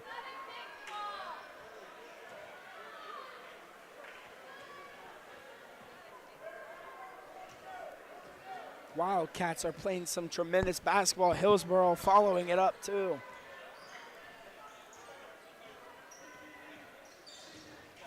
Knitz draws a double, puts a layup in, and gets it over, and they're going to call Dixon for an over the back as Schmidt will come on as Dixon is now in foul trouble.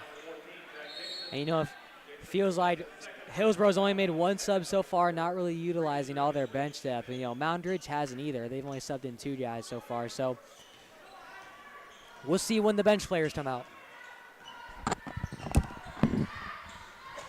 And Driggers now, then Witcher to Weisbeck, back to him, and Hecox with a nice steal. Almost poked out there by Witcher. 54 seconds left, 26-18 in the second. Modelog spins out, looks down at Knitz. And setting back up in offense.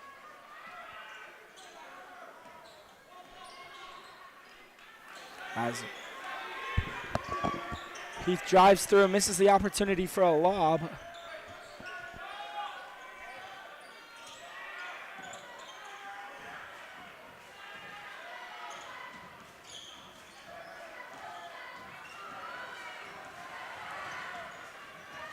And Montemar flies up top, as you can hear how exuberant this place is, as they're going to look to hold this, take this into the half. Hecox finds one down to Schmidt on her left-handed layup, and that one's just tipped out. And that'll do it for our half. 26-18. Hillsboro looking to crawl back into this game, only down by 8. We'll be back in 10.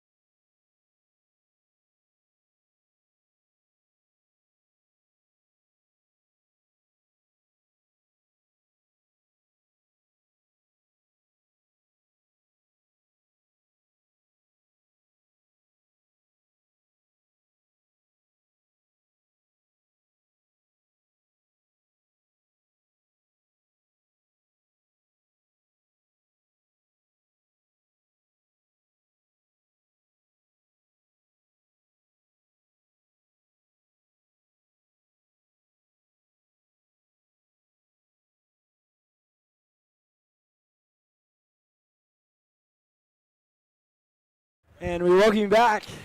26-18 as we're about to begin second half action. Hillsboro really needs the benefit from taking advantage of not closing out and not getting guarded. They've really let Easton Shahan do whatever he wants, and they're going to keep allowing him, keep getting the ball to him.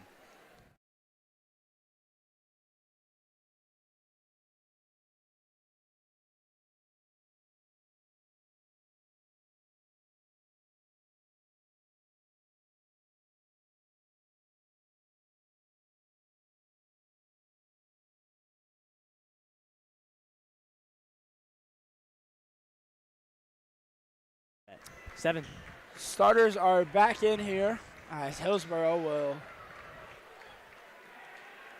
defend.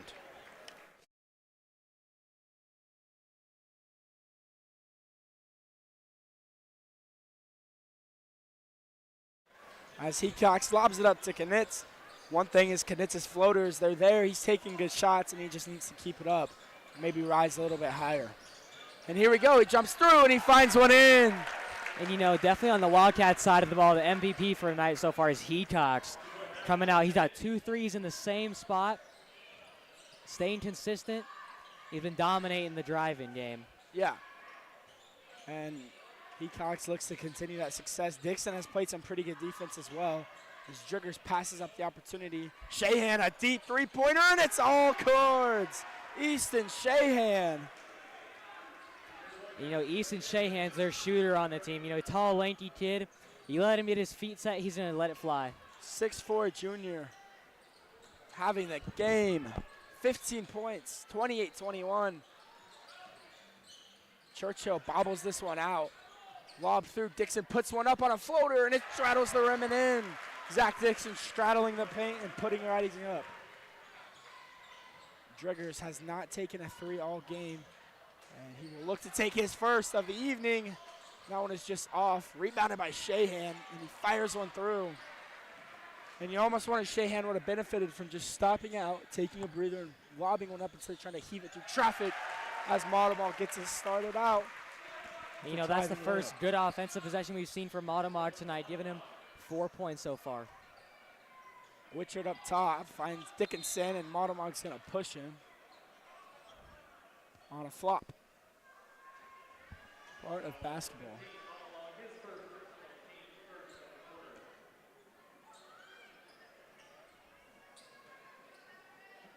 (32-21).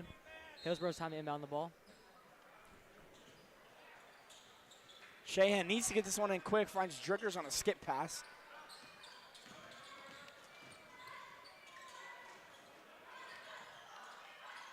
And Dickinson up top, who's been quiet as well, and Knitz pokes this one out from Shahan, and they dive on the ground, and Knitz comes up with it, and he puts up a wide open layup.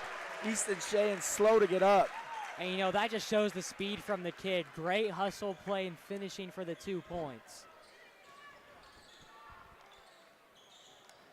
Shahan took a tumble, slow to get up, skip pass down to Dickinson. His three-pointer is just off the top. And they're going to call that Moundridge ball.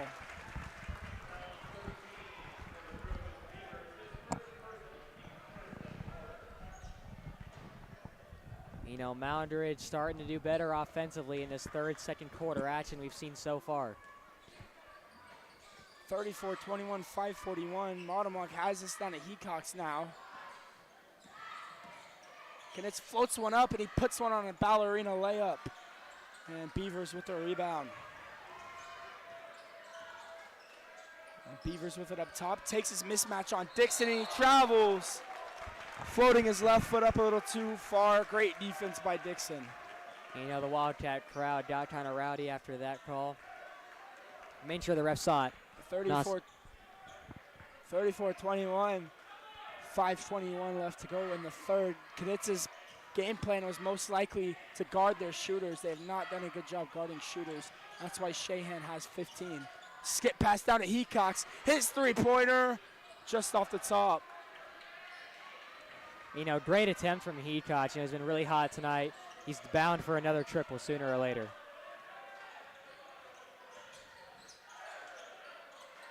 And Dickinson catches a skip pass. Now Driggers up top.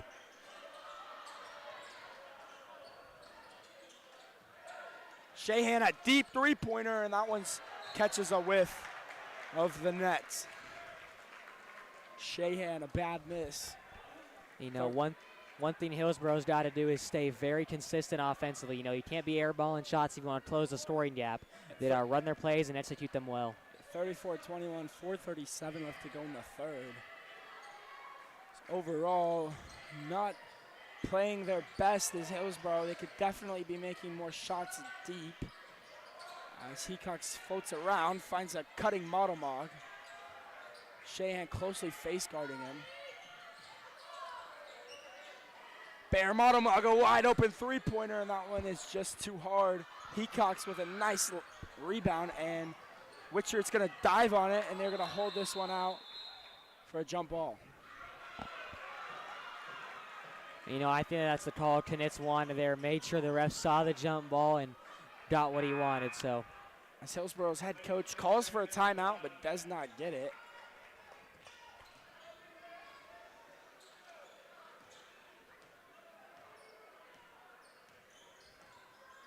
You know, the player to be right now is Shahan for Hillsboro. He's got 15 points so far, having a game of his own.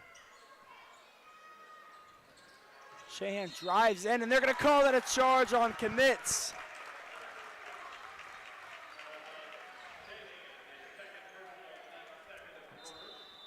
Questionable call as timeout Hillsboro.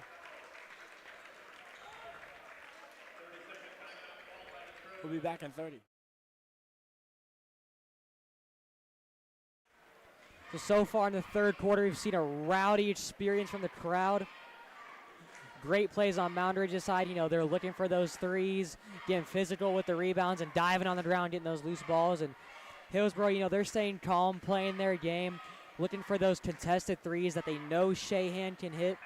And, you know, Beavers is doing his job, getting the rebounds and screening for his man. So love to see what both teams are going to come out with.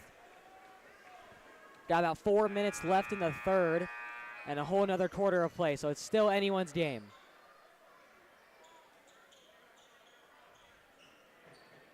Both teams not using their subs a whole lot.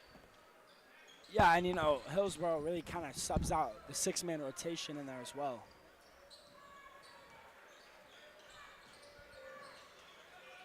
As Modelmog just missed a three of his own and has 4 points tonight.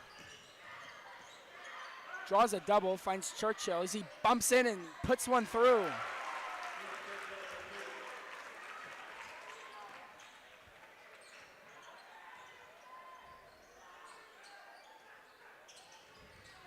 Shahan drives through, wide open, Nash Dickinson. His three-pointer just rattles the rim. And they're gonna call an over the back on Noah Beavers.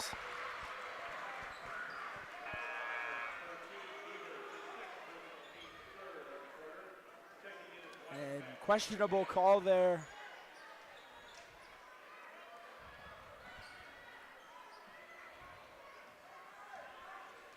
That is part of basketball. Either calls go your way or not. It does not depend on the refs. At the end of the day, it is on your players. Draws a double as Modelmog. He will call a foul. You know, Hecox looks a little frustrated after a call, pleading his case to the ref. The ref is getting angry at Schmidt for shooting the ball. It's an interesting thing to pick and choose on what to get mad about. We move on as Hecox has it. And Church floats one up to Schmidt, and Schmidt puts it through on the and one.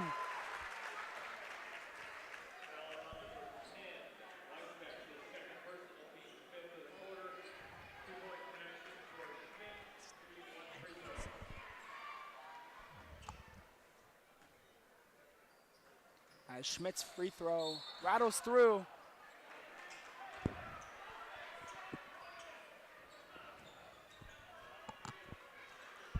And this ref is talking to his guys and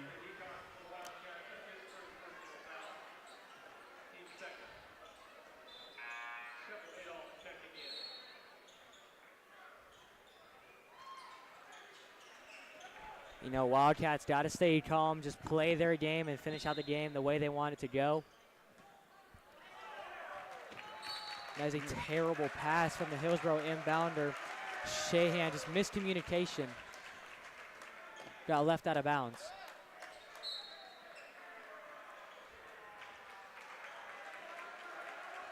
So turnover, Hillsboro, 38-21.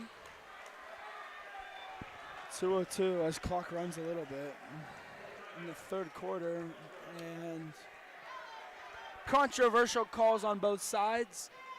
38-21, Hillsboro is trying to crawl back.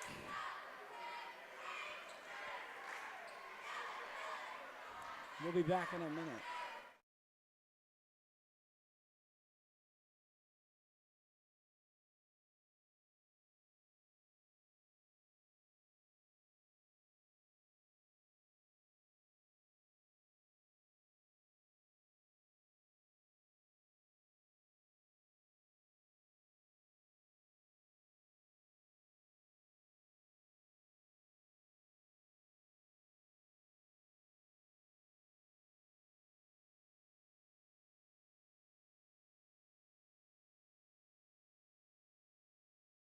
As we are back, Moundridge in the double bonus now. They get the ball off of a Hillsboro turnover, 38-21, 2:20 left to go in the third. These teams have potential to meet up again in the Trojan Classic as well as Sub-State, so it could be very familiar with this team.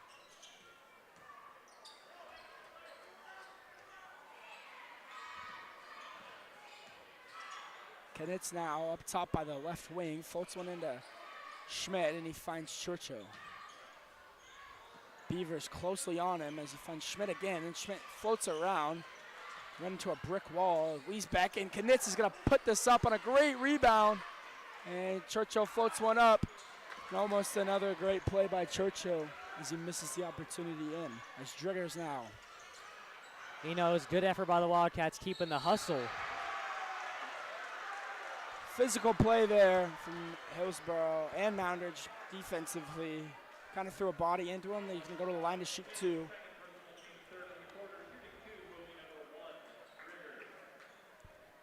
You know, you got to be easy drawing contact in those physical rebounds. Don't want to get yourself too many fouls. Because then that'll let your opponent shoot free throws, get the chance, close the scoring gap, and could alter the change of this ball game.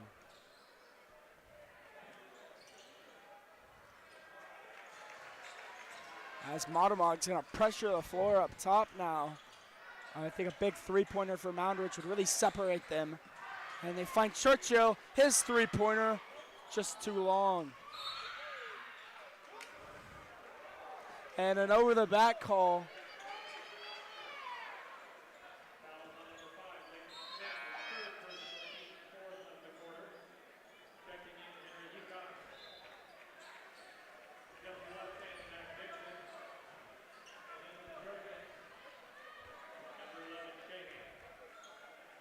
You know, some starters will come out. It's good to save your players for crunch time. You know, one player gets too many fouls, can't use them the whole game. Yeah, as Lutz is going to check in, as Joe says. As the Den is getting rowdy, and they're going to call a foul on Adolph.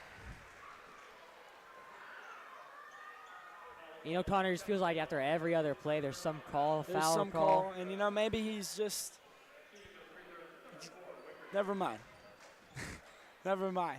As Triggers goes to the line for two as they're in the double bonus. And he puts that one in, buries it through. Hillsboro crawling back, looking to get some kind of momentum. And you know, if the refs are going to call more, you got to accommodate to that as a player. Yeah, and like officiating's part of the game. And if it's not going your way, if it is going your way, or if it's not going your way for either teams, like instance tonight, you just got to battle through it, and you can't let them decide the game. You have to decide the game. As Lutz puts one up, and it will travel. You know, I think adversity is going to be a big word tonight. You know, if calls don't go your way, you just got to put your head down and play through that. Lutz wanted to jump ball there, but he's going to travel. As Beavers is going to come up and set a screen for Adolph.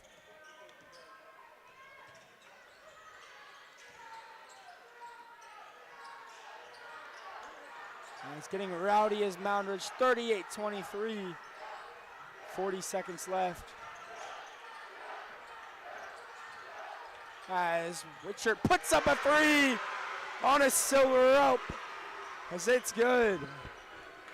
You know, great three by the senior there, commanding that offensive play for Hillsboro. Lincoln Witcher, high volume shooter.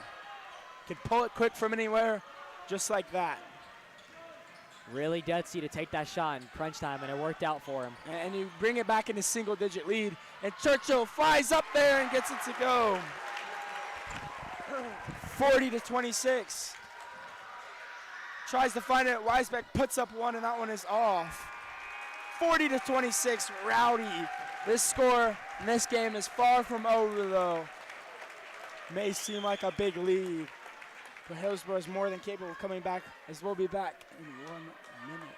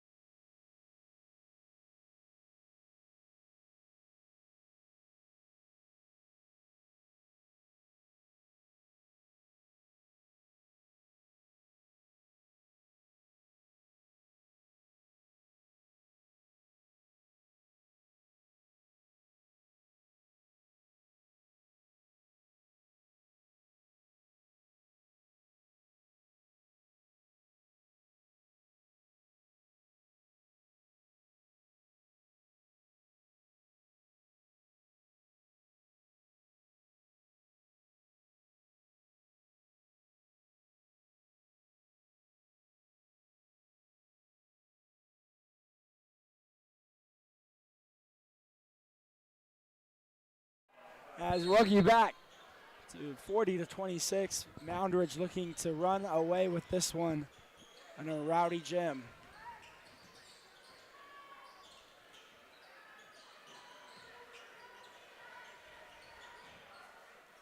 You know, Wildcats trying out a different option with Lutz instead of Churchill, getting a shooter active in the game. Could be very important for made threes. Dixon up at the top of the key finds Hecox.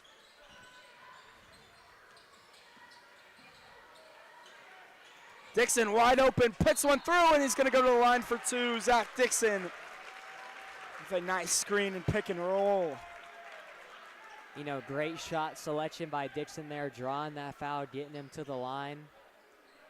Predominant free throw shooter. He should be shooting. Is that not a shooting foul? Should be, yeah, and they are going to shoot too.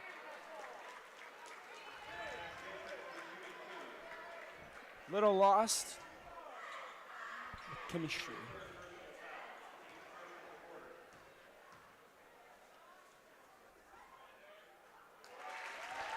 And he puts that one home.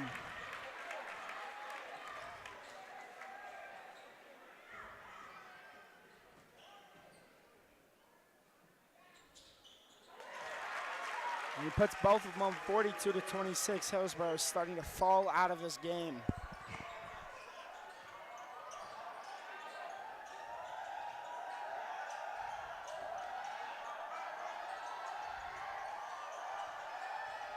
Witcher puts one through at a couple big threes.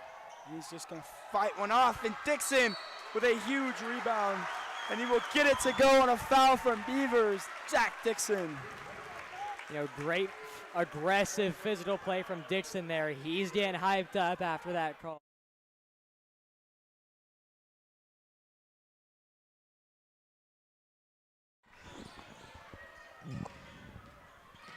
Great play from Dixon there, putting a body on him early. As Lutz drives down, puts up a gutsy floater and gets the bounce. And they will call that a charge.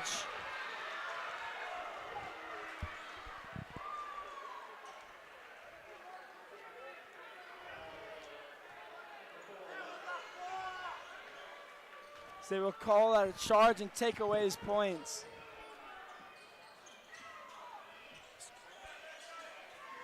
You know, questionable calls by the ref, but you can't do nothing about it. Just gotta put your head down and keep playing. And puts a gutsy play in, and they're going to get an and one.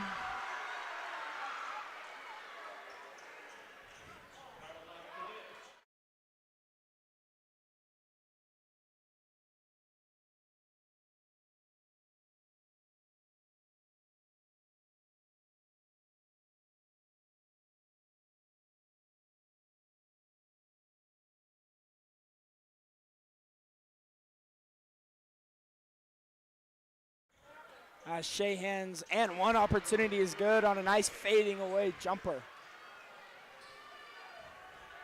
Hillsboro trying to come back, crawl back.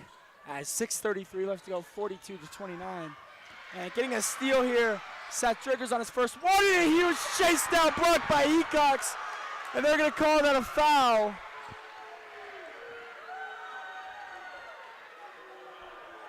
Oh, what a block from Hecox, called a foul. As they're going to call a timeout. Full. 6:26 left in the fourth quarter. 42-29.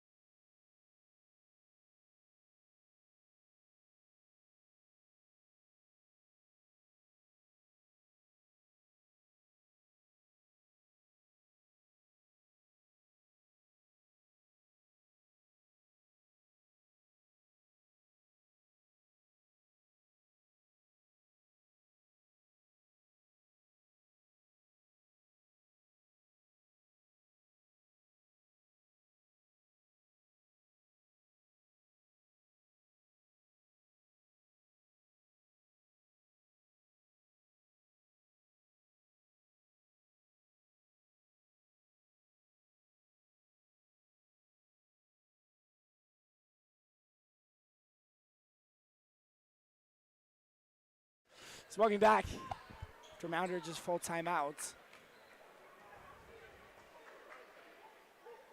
And Driggers misses his.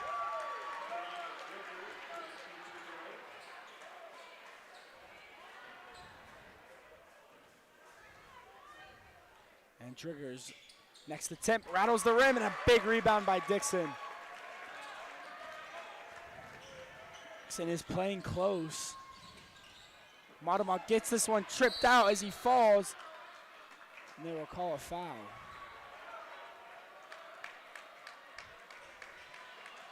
You know, Wildcats still with a comfortable lead. They're fighting through adversity after these calls. Not always going their way.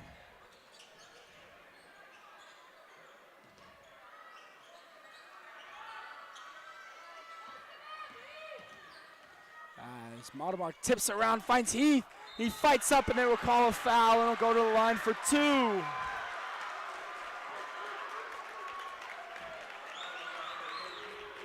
You know, great attempt from Churchill there, drawing the foul. The Den is getting rowdy before his free throws.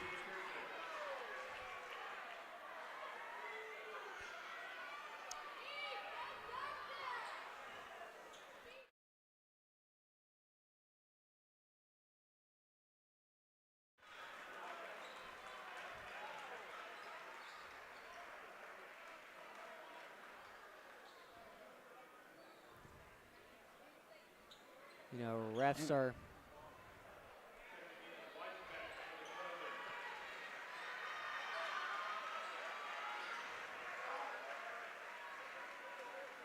as Beavers will foul out. He is done for the game. As Churchill will put this in.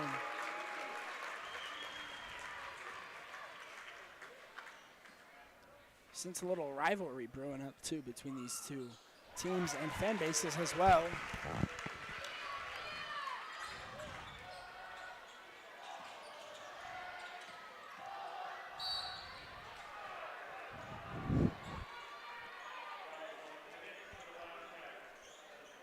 Knitz reaches in the cookie jar and gets caught for a foul. 5:59 left to go, 44-29.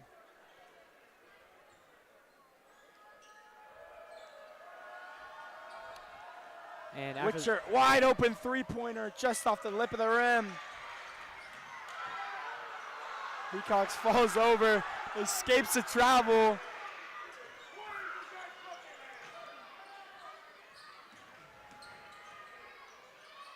Finds one down now is Knitz.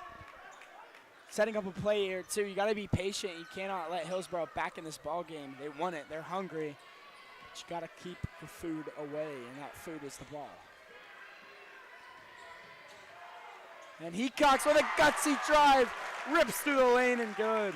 That's a great physical play by Hecox there after getting roughed up on the ground. And another one, we're trading back and forth here. It's Nash Dickinson gets an and one.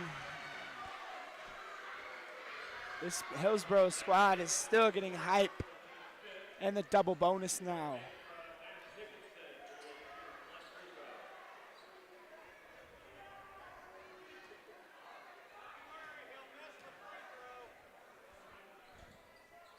And he buries it. Absolute drained shot at the free throw line from Hillsboro. And Hillsboro running a press now. You know, in crunch time, that's kind of what they have to do to get the scoring gap smaller and smaller. And they will call a foul in on Nash Dickinson, and he will go to the line for two.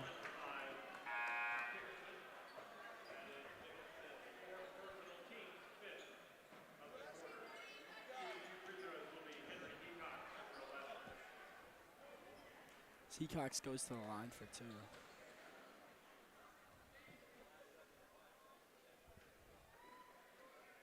And he buries it.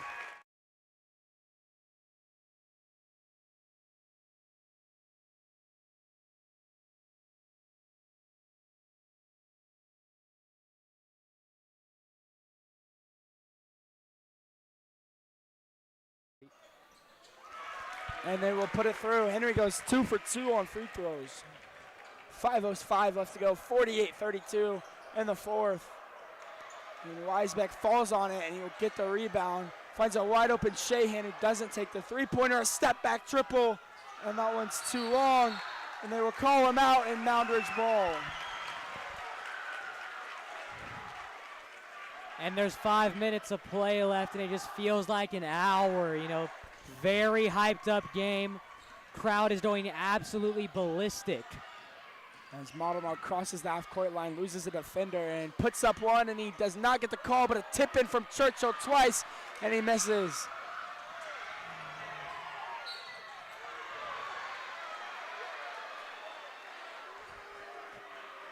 And misses a carry call there, and calls one down as Churchill's not happy, chirping at the refs.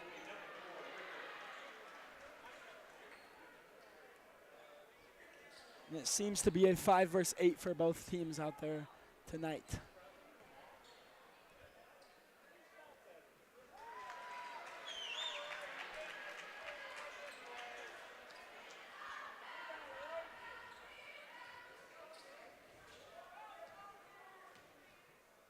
And Moundridge, you know, 48-32, they got a comfortable lead, but Hillsboro didn't start fouling, and with the refs being touchy, they don't have a lot of fouls to give. Yeah, 100%. 48-33, 4:33 left to go. As Hecox is doing a wonderful job at bringing the ball up as well. And Knitz draws a double, finds Modelmog. He drives through and goes up for a layup, and it's good. Bear Mod driving through. What a finish by Modelmog, getting through the perimeter and just attacking the paint with authority. And they will call that a travel, and it is Moundridge ball.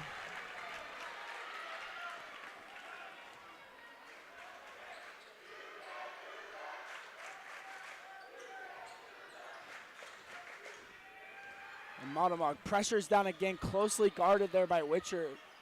Does 11 points and has some pretty nasty three-pointers. This Shahan has 18 as well.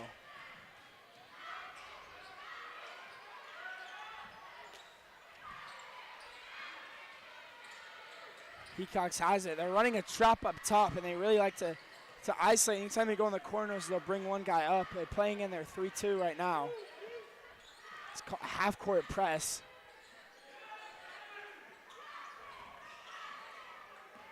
As Knitz now pushes one up, and that's tipped out by Dickinson, and that's going to be Hillsboro ball.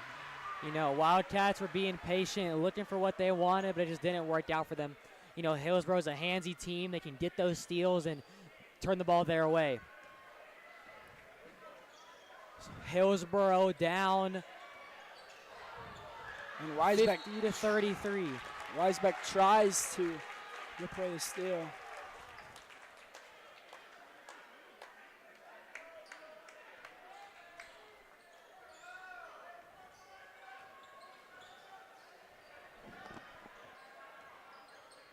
As Hecox walks up the ball, finds a wide open short corner. He's going to put up a floater, and that was just off rebounded by Sheehan.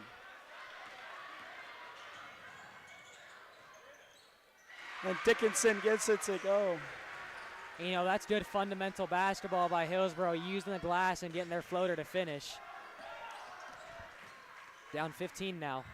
And Hecox wide open to Monomog. He thinks about a three. Smartly doesn't take it, and he floats through and doesn't get down. And Hillsboro wants to travel, but 2 steps and reaches in again.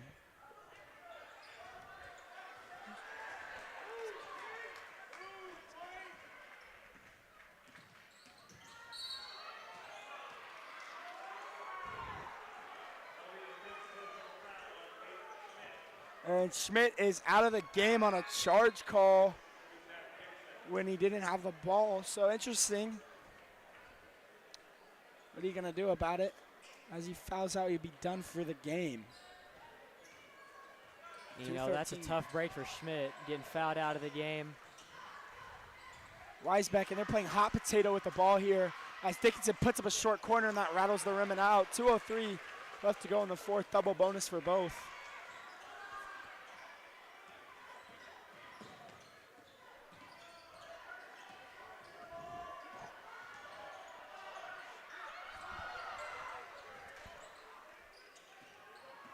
As Hecox putting in and finds Knitz.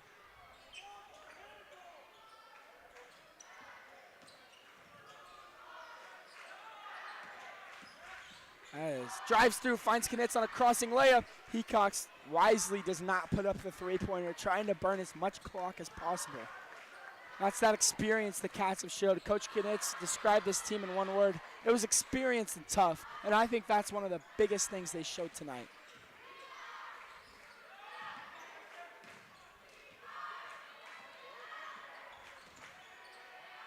You know, Cats are playing very good, patient basketball, up 15 points. You know, they don't need to foul. Hillsboro will foul. That is likely going to do it in an electrifying, controversial championship preseason tournament game.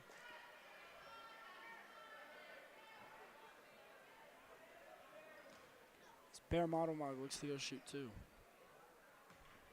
And we know Modomog's a shooter, like he's really good at those shots. As he puts that one through.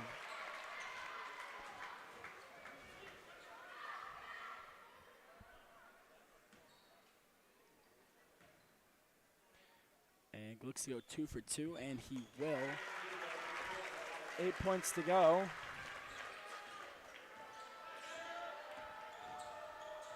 As Witcher puts one through, and he will be fouled. Going to the line for 2.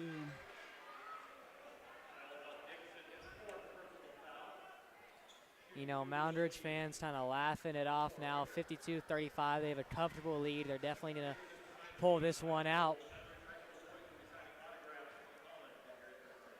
Fourth quarter, Wildcats fighting through adversity all game long. As Wishart's free throw is good at the line. He's got one more. See if he can lace it and send Hillsboro to a 37-point ball game. And he will. He put that one through, 52-37.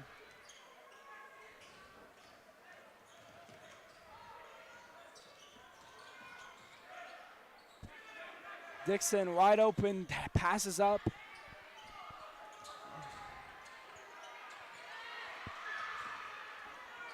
And a missed foul call by the refs. And they will call the foul.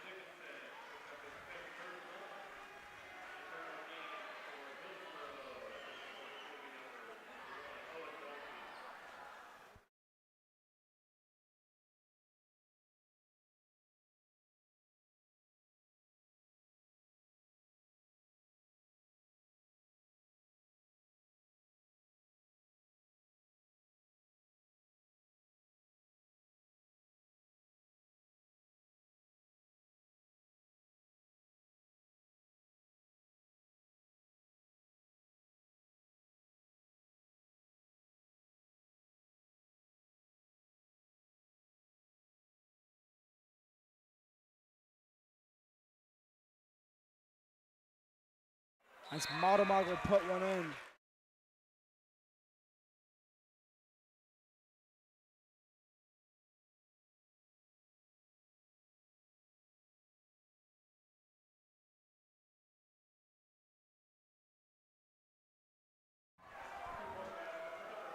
So 53-39, 28.4 left, feeling like an hour left on the clock with how slow the game is rolling. Lots of fouls, lots of whistle blown.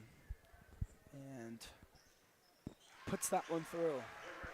53-40, not giving up as they're putting the bench in. And Hillsboro proving they can come out and make free throws as a team. And Moundridge will check out all their bench players, as I meant to say, as then Hartod, Kane, Lutz, Adolph, and Durst will run out the clock and give Moundridge the victory as they sweep the tournament. Taking down Inman Lions and Hillsboro all week long. It has been a basketball game. And the student section will erupt the moment the clock hits 0-0.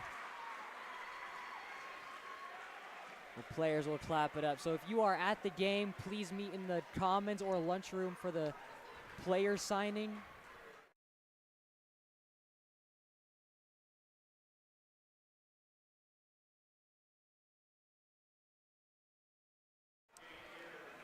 And we thank you for tuning in.